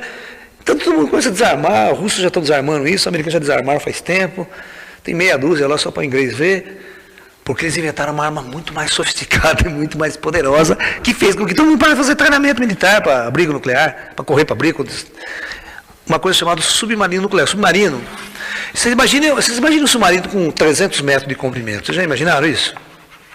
É um negócio que você tem que entrar num para você ver. Esse submarino, ele carrega, presta atenção, ele carrega 24 mísseis intercontinentais. De onde ele lançar, onde ele tiver, ele alcança qualquer alvo no planeta. Ele lança esses mísseis debaixo d'água, ele nem precisa vir à superfície para lançar, para evitar de alguém atacá-lo antes dele lançar, de ser detectado. Porque debaixo d'água ninguém detecta submarino. Não tem radar, não tem satélite, ninguém sabe onde o submarino está. Esses mísseis, cada míssil carrega 10 bombas atômicas. Então nós temos aqui um vaso de guerra com 240 bombas.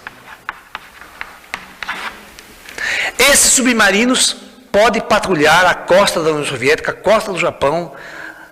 Quando lançados, seus mísseis demoram de 5 a 10 minutos para atingirem seus alvos. Em 5 a 10 minutos eu pergunto, qual o tempo de reação que um povo vai ter? Nenhum. Você está conversando aqui, pum! Não nem tem que tocar sirene, nem tocar o alarme. Você viu o Kursk, esse famoso caso aí do submarino russo que quebrou, ele afundou aqui com mísseis nucleares desse tipo aqui, na costa de Nova York, deu o maior pau, maior crise internacional, o submarino russo estava lá na costa dos Estados Unidos, em Nova York, com um míssil carregado assim. E vou contar uma história para vocês. Esse míssil aqui, esse submarino, que tem um monte deles, é a arma mais estratégica do arsenal de guerra hoje. Tanto russo, Inglaterra, Estados Unidos, lança aqueles mísseis Tomahawk, viu? Quanto na guerra do mundo, mas que não ogiva no carro. O Tomahawk você pode botar bomba atômica, que leva a bomba atômica no alvo. Presta atenção no que eu vou falar, vocês vão assinar o sinal dos tempos. Um submarino americano, leva um poderio de destruição em termos de armas. Você vai fazer o seguinte para mim, você soma todas as bombas que foram lançadas durante 6 anos de Segunda Guerra Mundial. Todas. No Japão, nos Estados Unidos, Europa, tudo que foi lançado. Você soma isso em potência, dá uma potência em quilotons. E pode somar as 2 bombas atômicas, Hiroshima e Nagasaki. Somou? Esse único vaso de guerra aqui tem uma potência maior do que todas as bombas lançadas durante a Segunda Guerra Mundial. Gente, um único submarino é equivalente ao que o homem destruiu durante toda a Segunda Guerra Mundial. Eu pergunto, a maioria do povo não sabe disso. Isso não é um grande sinal de que nós estamos vivendo uma era como nunca vivemos antes na história da civilização? Fala para mim.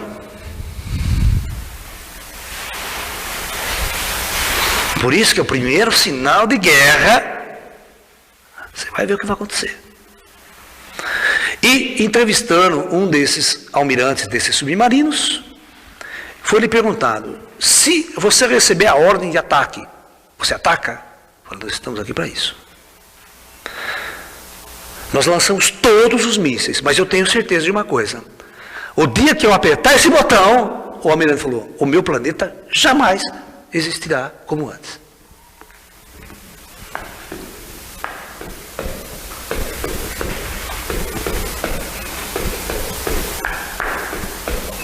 E eu pergunto, isso está andando sobre as águas, viu? Quando vocês veem a Guerra do Golfo tem uns 4 submarinos desse armados desse jeito lá. Esses submarinos americanos patrulham as águas do Golfo 24 horas por dia, os russos também, os ingleses, todo mundo, as grandes potências carregam submarino nuclear, com ogivas atômicas, capacidade de lançar um míssil debaixo d'água. Esse ataque que vocês estão vendo na Líbia, maior parte dos lançamentos de mísseis vem de submarinos, sabia disso? Está na costa da Líbia, ali lança. 10 minutos, 5 minutos, o míssil está no alvo. Só não estão usando ogiva atômica. Mas se quiser, se for preciso, é só armar. E atentem. Só existe um país que vai afrontar o Ocidente para valer em termos de potencialidade nuclear, que vai causar o caos. É a China. Escuta o que eu estou falando. Então a China vai ser, mais cedo ou mais tarde, a pedra no sapato do ocidental. E a guerra, para valer mesmo, vai estourar contra essas duas grandes potências, contra o Ocidente e a China. A Rússia está falida. O conflito vai ser contra a China. E aí vocês vão ver uma profecia de Nostradamus ser até concretizada. Soldados chineses invadindo a Europa. Tem uma profecia de Nostradamus que fala, soldados chineses invadem a Europa. Por exemplo, ultimamente, esses dias atrás aí, a China inventou um míssil. Porque uma das maiores forças militares é o chamado frota naval. Então os americanos têm a chamada, você viu, a primeira frota, a segunda frota, a terceira frota, a quarta frota. Uma frota, né, tem tantos porta-aviões, tantas fragatas de guerra, tantos cruzadores, certo? Eles vão juntos, eles vão tudo junto. E submarinos, todos armados até os dentes, com armas atômicas, nucleares. Então essas frotas são poderosíssimas, são as armas de guerra de destruição apocalípticas. Então quando ele fala assim, ó, a 7ª frota está caminhando para tal lugar, pô, fica com a na mão, cara, porque se alguém, entendeu? Então essa frota era uma frota invencível, tá? Ninguém vencia essa frota, porque você não consegue chegar perto. Não tem essa história do kamikaze. Hoje eu pego um avião como o japonês e vou jogar em cima do porta-aviões na Segunda Guerra Mundial. Hoje, com os radares, com os detectores, o negro tá assim, a frota vai indo. Se vier submarino por baixo, o negro tem solar, tá tudo tentando, os submarinos estão rastreando também. Você não consegue destruir essa frota. Você vai mandar avião destruir essa frota. Levanta os caças dos porta-aviões e vai pegar o negro no ar antes de chegar no porta-aviões. Arma sofisticadíssima, que míssil contra avião, os caras têm tudo para proteger aquilo ali. Então é como se fosse, essas frotas são impenetráveis em termos de guerra, em termos de vaso de guerra. Então os americanos estavam com a bola toda, os ingleses, nós dominamos os mares, ninguém manda na gente dos mares. Aí os chineses inventaram um míssil, há uns 4 meses atrás, com a capacidade de destruir os porta-aviões no mar. Os americanos ficaram putos da vida já, né? Perdeu totalmente o equilíbrio, desequilibrou totalmente o poderio. Se eles entrarem num conflito com a China, principalmente os Estados Unidos querendo invadir Taiwan, querendo dominar Taiwan, a China está querendo invadir Taiwan, e os Estados Unidos poderiam afrontar a China ali, pode esquecer que eles não vão meter a cara mais. Então esses conflitos com a Coreia do Norte, que a China protege, tal, aquela coisa, os Estados Unidos não vai invadir a Coreia do Norte nunca, porque a China não vai deixar nunca, sabe? Então essas coisas assim, que já se sabe a coisa, o conflito onde vai dar. E os Estados Unidos já sabem que perdeu totalmente o poderio militar para os chineses. Os chineses estão dando espaço, cara. Com astronauta no espaço, com todo mundo. E o Irã botando satélite em órbita. O Brasil nunca conseguiu botar um satélite até hoje em órbita da Terra. Dona tecnologia, não consegue. E o Irã já botou um satélite esses dias, já funcionando legal. Quando você bota um satélite em órbita, significa que você tem capacidade de jogar uma bomba atômica nos Estados Unidos. O míssil antibalístico. Então nós estamos vivendo um cenário só nesse aspecto apocalíptico. E são sinais. Por que ninguém enxerga isso como um grande sinal de uma nova era? Se um grande conflito se degradar agora, e todos os grandes conflitos, pode pegar a Primeira Guerra Mundial, a Segunda Guerra, todos foram motivos econômicos. Todas as causas foram a quebra econômica, problema econômico, né?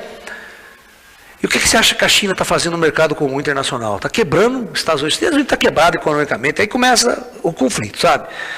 A China invadindo todos os mercados, por ver, aqui você compra produto chinês baratíssimo, quebra a indústria nacional, vai começar a quebrar a indústria americana, começa a quebrar a indústria europeia, os negros começam a ficar loucos, já vai armar uma guerra, já vai armar um conflito.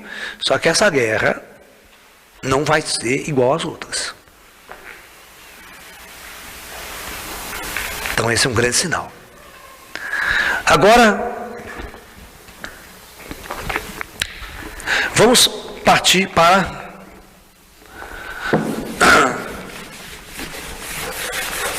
o último dos sinais que nós podemos ficar atentos. É quando fala de terremotos, maremotos, e fala de sinais do céu, na lua e nas estrelas. Deixa eu chamar a profecia dele. E haverá em vários lugares grandes terremotos, e fomes e pestilências, pragas e doenças e epidemias malignas e contagiosas.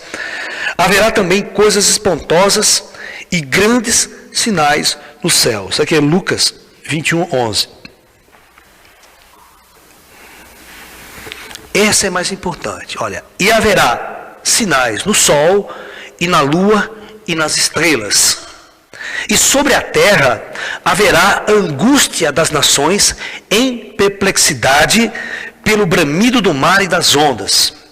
Os homens desmaiarão de terror e na expectativa das coisas que sobrevirão ao mundo.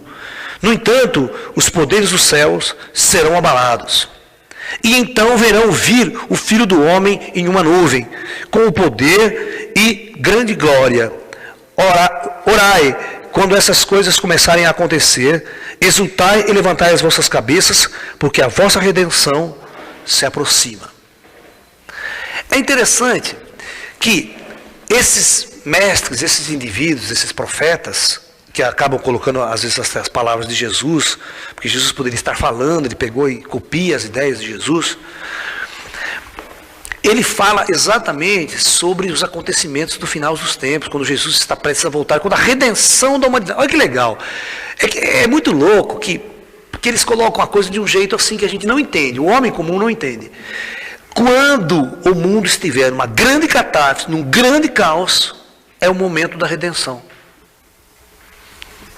Porque, do ponto de vista de quem está comandando o projeto Terra do ponto espiritual, é o momento que as almas estão sendo libertadas do projeto Terra, desta condição kármica e colocada numa outra situação, que é a verdadeira situação espiritual de todos nós, como espíritos, nas cidades astrais, livres da densidade planetária, dessa condição de escravos da matéria, para viver a plenitude do espírito.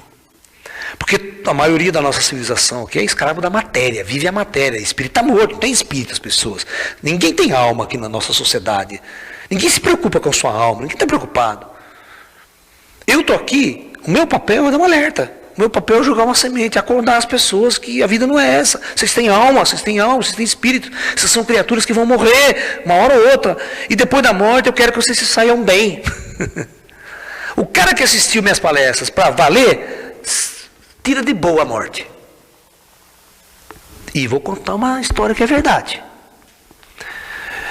Tem um garoto, né, que ele tinha leucemia, ele tinha 20 anos de idade. Ele ficou 2 anos aproximadamente assistindo minhas palestras com seu pai e sua mãe, lá na cidade de Limeira. Muitas dessas gravações, dessas fitas que vocês assistem, ele participou assistindo na primeira fileira. Tá? E esse menino veio a falecer. Morreu. Ok? Uns 6 meses depois, 7 meses depois da sua morte, num centro espírita que nós temos na cidade, lá, famoso, lá em Limeira, ele começa a vir dar mensagens, a conversar, dar as suas mensagens. E qual não foi uma de suas mensagens dirigida para mim? Quero agradecer muito ao professor Laércio, porque as palestras que eu assisti me ajudaram muito aqui onde eu estou. Que legal, né? Já estou servindo para depois da morte. Vocês estão entendendo? Então, isso é muito legal. Isso é muito legal porque nós preparamos as almas. As nossas palestras preparam as almas para viver o espírito, a realidade espiritual. Então o indivíduo que me ouviu, morre, se lembra, fala, pô, eu já estou numa boca, eu não vou ficar queimando no inferno do umbral, eu já vou lá do outro lado, já sei que tem todas aquelas coisas, lá eu já falou, tal, a gente vai se aceitar melhor ao outro lado, você se aceita melhor. Você morre e não vai dar trabalho em centro espírita, não vai virar encosto de ninguém. Entendeu? O cara que assistiu a palestra do Laércio não vai virar encosto dos outros. Já é uma grande coisa, não é? Depois da morte, não, o Laércio falou que assim, deixa eu procurar aqui, vai achar a turma lá, cara. Falou, o Laércio falou que tinha mesmo, tem aqui. O cara já vai ser um espírito legal, cara, já vai se sair bem do outro lado. Né? Então não se esqueça, minhas palestras servem para antes e depois. Essa tem prazo de validade longo. Não termina com a morte. E tem uma coisa que vocês não sabem, que vocês não veem. Mas vocês não têm noção quantos espíritos são trazidos aqui para ouvir o que eu estou falando. Eles vêm. Os espíritos de luz trazem eles, que eles estão precisando ouvir também. Porque eles estão tão nas trevas do outro lado, que eles precisam ouvir alguém daqui do plano físico falando isso para eles. Eles vão se tocando também, vão acordando. Né? Entendeu? Então, nós estamos percebendo que agora, que todas essas questões, todas essas profecias, né, estão prestes a acontecer.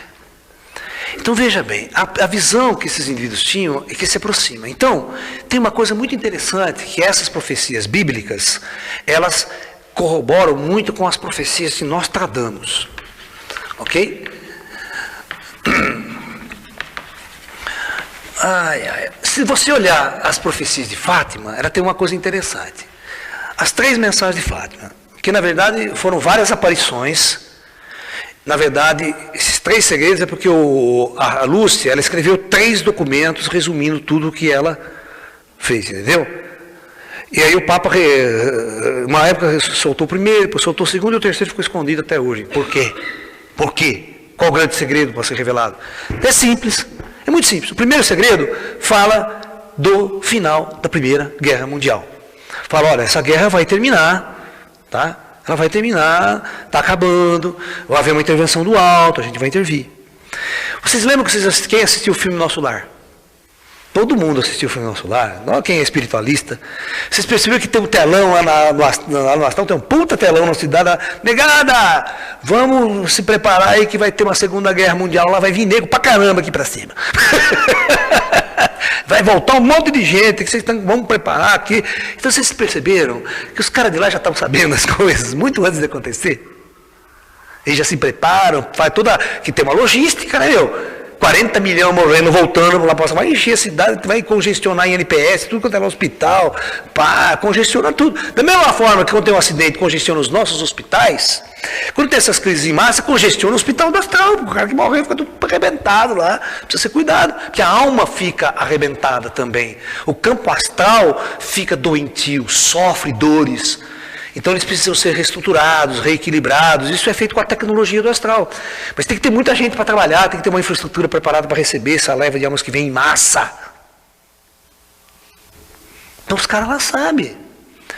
Entendeu? Então a Primeira Guerra Mundial, a primeira mensagem fala do final da Primeira Guerra Mundial. A segunda mensagem falava exatamente de um sinal, porque haveria uma guerra ainda pior do que a primeira, que iria acontecer exatamente naquela época.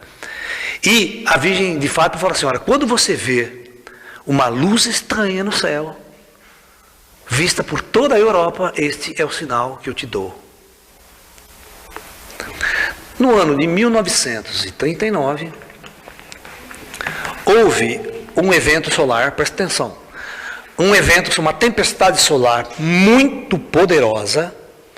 E essa tempestade solar fez com que ocorresse uma aurora boreal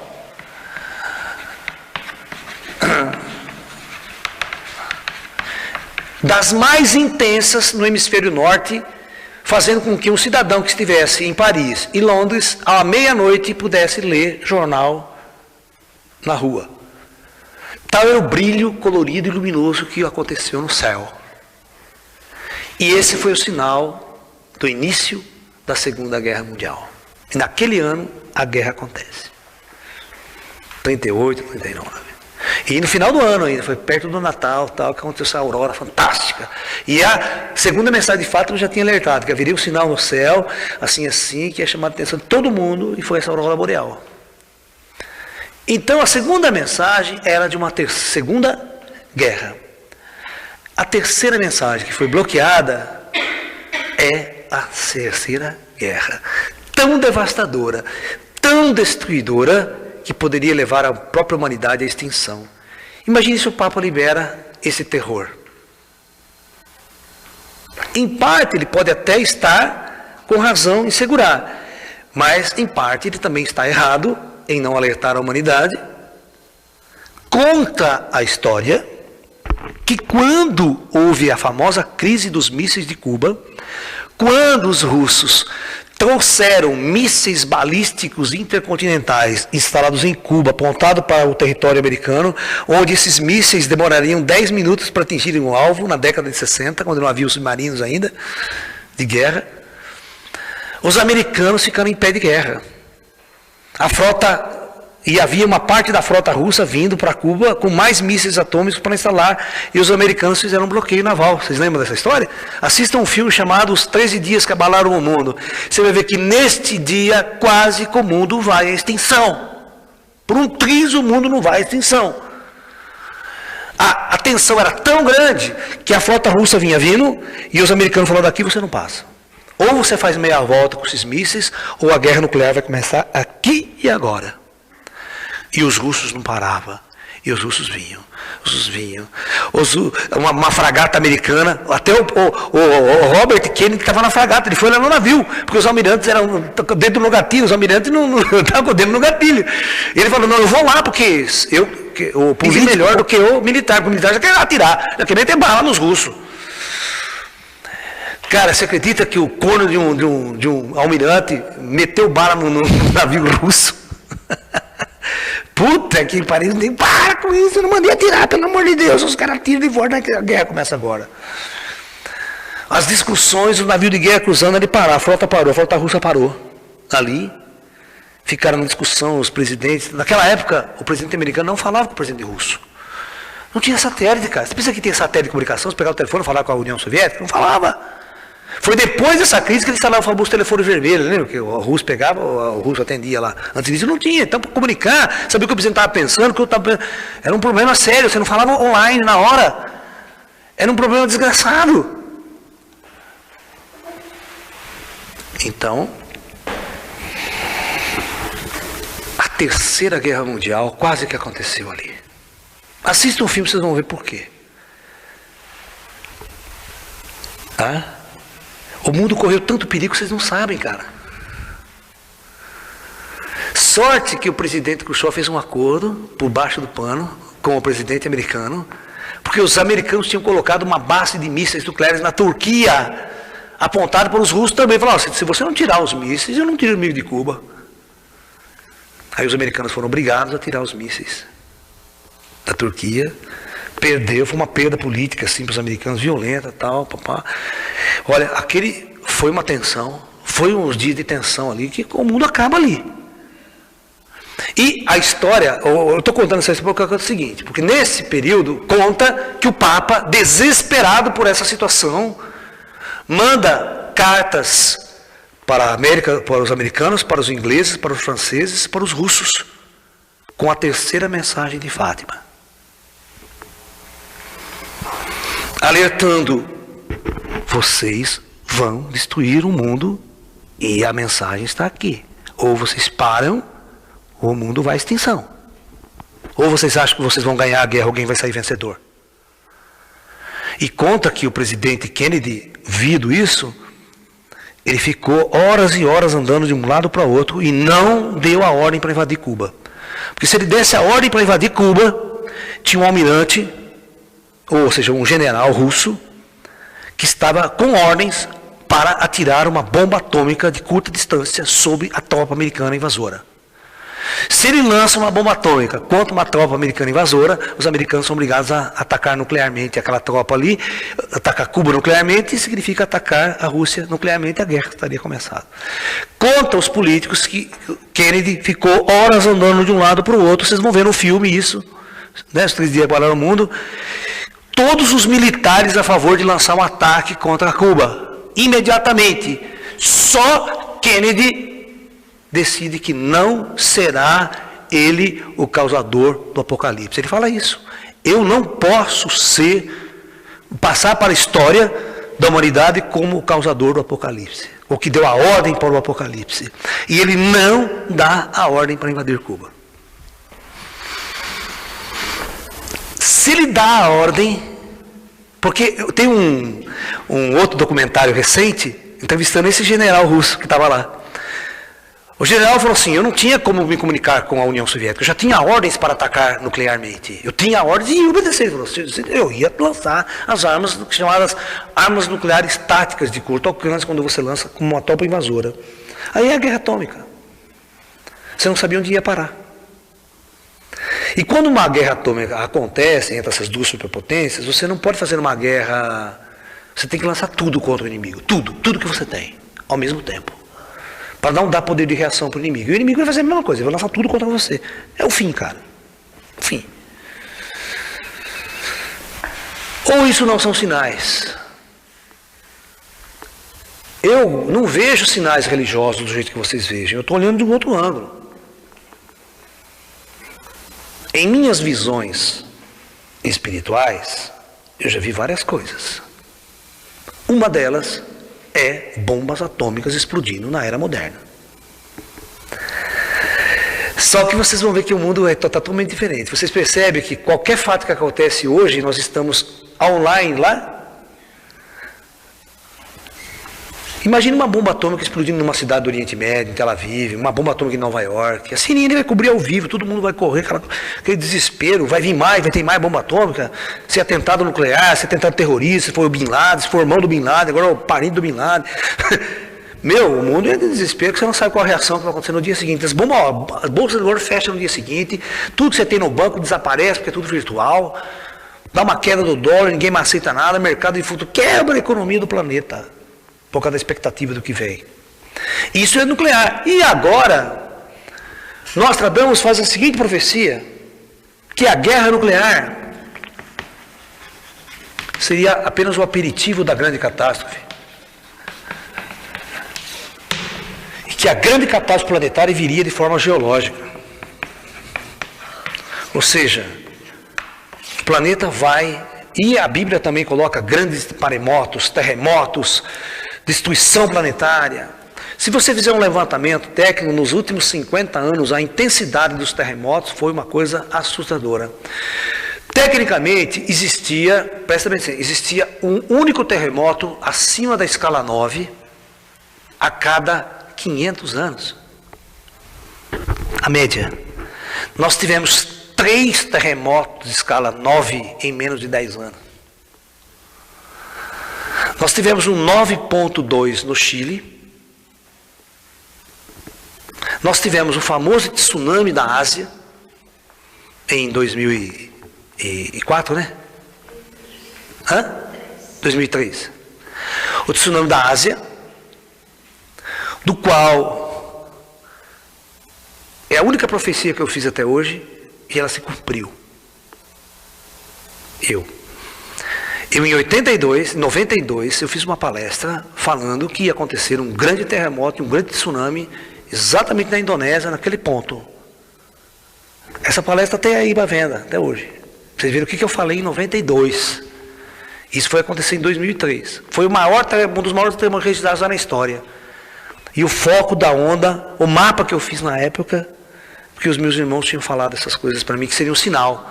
Porque eu sempre fiquei enchendo o saco dele, mas quando vai acontecer? Ele falou, eu vou dar um sinal para você. Quando acontecer isso, neste local, você fique atento. Porque este local, a Indonésia, é uma das falhas geológicas mais perigosas do planeta. Quando a grande inversão geológica começar a acontecer, aquela região vai afundar primeiro. Ela vai quebrar primeiro.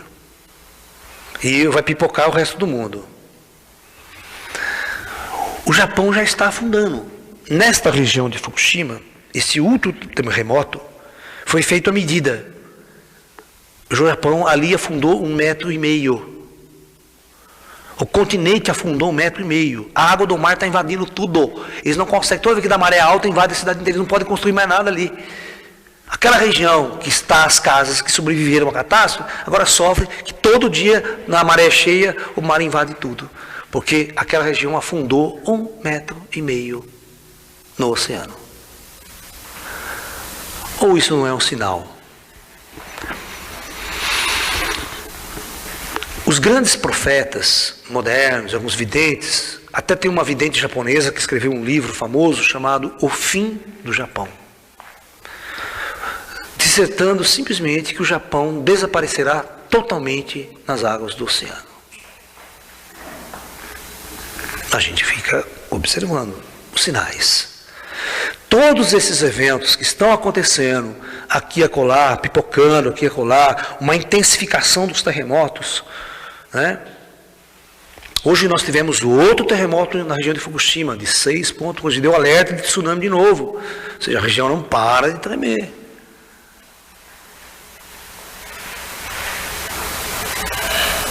Hoje tremeu no Japão. No mesmo instante quase deu terremoto na Turquia. Sorte que não matou muita gente, não teve muitas vítimas.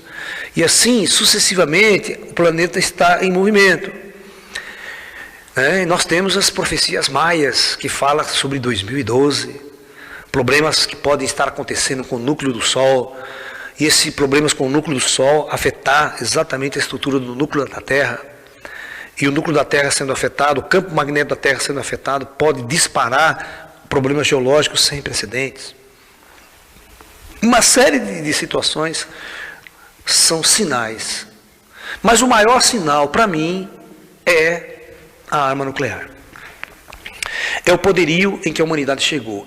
Aí vocês vão dizer, mas Laércio, como que o Plano Astral permitiu que a humanidade chegasse até esse ponto? Que é um sinal interessante. Tem uma profeta russa, 1400 ela vai não sei quanto, muito antigo. Ela ficava numa caverna, vivia isolada, solitária numa caverna.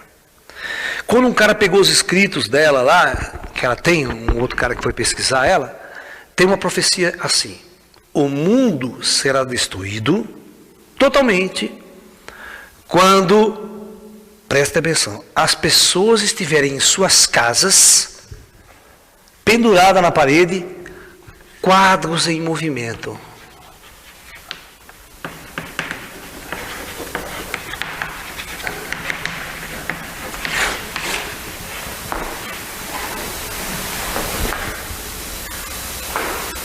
Eu acho que todos vocês já compraram uma televisão de LCD e penduraram na parede que nem um quadro, não foi? Se vocês perceberem, existem hoje em telas de 60 polegadas que tem apenas menos de 1 centímetro de espessura, as TV LED. Você pendura exatamente como um quadro na parede em movimento. Esse é um sinal poderosíssimo do final dos tempos.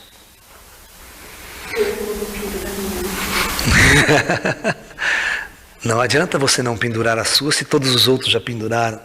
Eu também pendurei a minha. E essa é uma coisa que eu trago de criança. Eu tive sonhos apocalípticos fantásticos quando eu era muito criança. Eu vim de uma família muito pobre, eu sempre adorei tecnologia, adorei imagem. Quando saiu a televisão colorida, eu ficava louco, cara. Quando eu tinha televisão preto e branco, eu tinha 10 anos de idade, eu montava antena, eu coordenava, eu arrumava, não precisava técnica não, que eu montava tudo.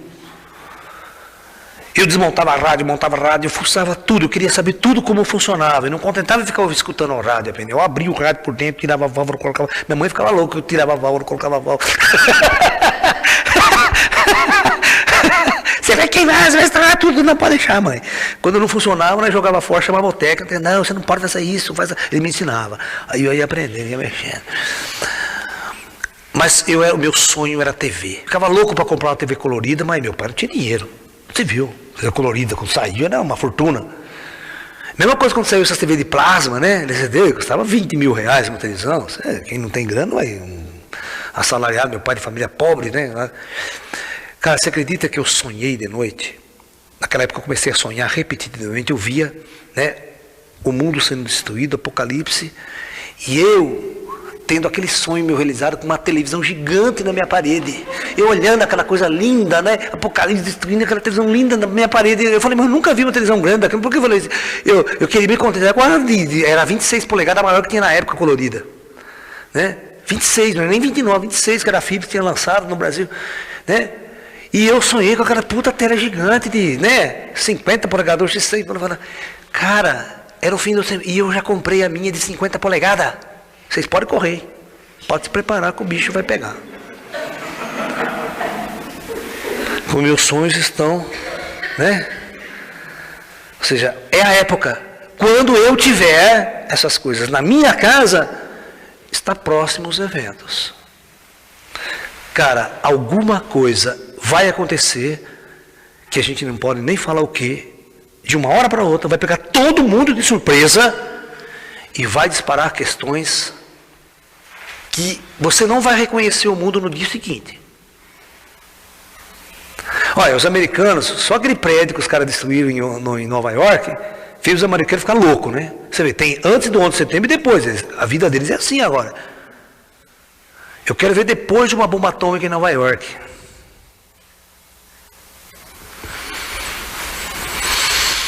Entendeu? Então o mundo pode mudar de uma hora para outra. E os sinais estão às portas. Eu acho que nós devemos ficar bem atentos a tudo isso. É engraçado, né, que o Trigueirinho, por exemplo, tem a sua base aqui em Figueira, né? Aqui em Carmo da Cachoeira. A comunidade do Trigueirinho tem um jornal, o título do jornal é Sinais. Né? É o jornal dele que ele circula, tal. Então todos os esotéricos estão voltados a essa questão de ficar atento aos sinais dos tempos. Nós estamos vivendo uma época em que o materialismo foi ao extremo. O poder tecnológico, militar, foi ao extremo. E a espiritualidade verdadeira está morta. Os indivíduos são androides nas indústrias, nas fábricas. Você liga a televisão, é compra. Não tem nada que preste, é só compra. Compra nas Casas Bahia. Olha, a liquidação amanhã. E se você não comprar, você não vai ser feliz. Não existe um apelo para acordar a alma e o espírito. É só consumo, só materialismo, consumo. Aonde você acha que esse mundo vai parar? Nós somos almas que estamos chorando dentro desses nossos corpos, angustiados, em depressão profunda. Hoje você tem as pessoas com depressão profunda e não sabe a causa da depressão, não sabe como, não tem remédio para curar, não sabe como curar. Só existe uma coisa que cura a depressão: é o indivíduo acordar para a espiritualidade. Não tem remédio para curar. Porque não adianta, o cara está angustiado, né? Vai no psicólogo, estou depressivo. Por que você está depressivo? Meu emprego está uma merda. Ok, então vamos arrumar outro emprego, vamos botar o cara. Não vai adiantar, vai resolver. Ou seja, não tem o que oferecer. A sociedade, ela não tem o que oferecer para o indivíduo ser feliz ou se realizar como ser. Principalmente se um milionário bate na tua porta. No seu consultório, estou depressivo, então gostei do que eu faço. Você vai oferecer o que para o milionário se ele já tem tudo que a sociedade pode oferecer? Né? Se fosse para um mendigo, um pobre, não, eu quero comprar uma casa, quando eu tiver minha casa eu vou ser feliz. Né? E pior aquele que acredita que quando arrumar uma mulher e casar vai ser feliz. Esse vai para o inferno, né? Você vai para o inferno. Porque a sociedade cria esses modelos da princesa encantada, da alma gêmea, princesa encantada. Vamos discutir isso amanhã no seminário. Vocês não sabem o karma que vocês arrumam quando vocês vão casar. Né? Vocês arrumam o inferno na terra. Que pode ser muito bom nos primeiros 6 meses. Mas depois o prazo de validade vence. A coisa começa a entrar em conflito. Raros alguns casos que dão certo, mas é raro, né? Aquela coisa de paixão cósmica, né? Porque o mundo é um mundo de conflito. As pessoas, as almas estão aqui para viver o conflito e sair dele mais amoldada, mais equilibrada. Mas o nosso papel aqui, numa sociedade moderna como essa, num mundo como esse, com todas as questões que nós levantamos aqui, só existe uma solução: é acordar para o Espírito. Acordar para a nossa verdadeira essência, a nossa verdadeira alma e o nosso verdadeiro ser. Ok? Então esse é o toque. Fique atento aos sinais, virão muitos. Muitos estão acontecendo. Os desencarnes em massa, terremotos que passam da escala comum e que geram problemas planetários, conflitos em regiões localizadas que podem desencadear grandes conflitos mundiais. Fiquem atentos, porque Nós não estamos vivendo um período da história comum, é único. Nunca a história dessa nossa civilização viveu uma situação como a de hoje, com poderio tecnológico, poderio militar e a alma humana extremamente perdida no materialismo. A guerra e o conflito é inevitável. Ok? Então é isso. Desejo a todos namastê, muita paz.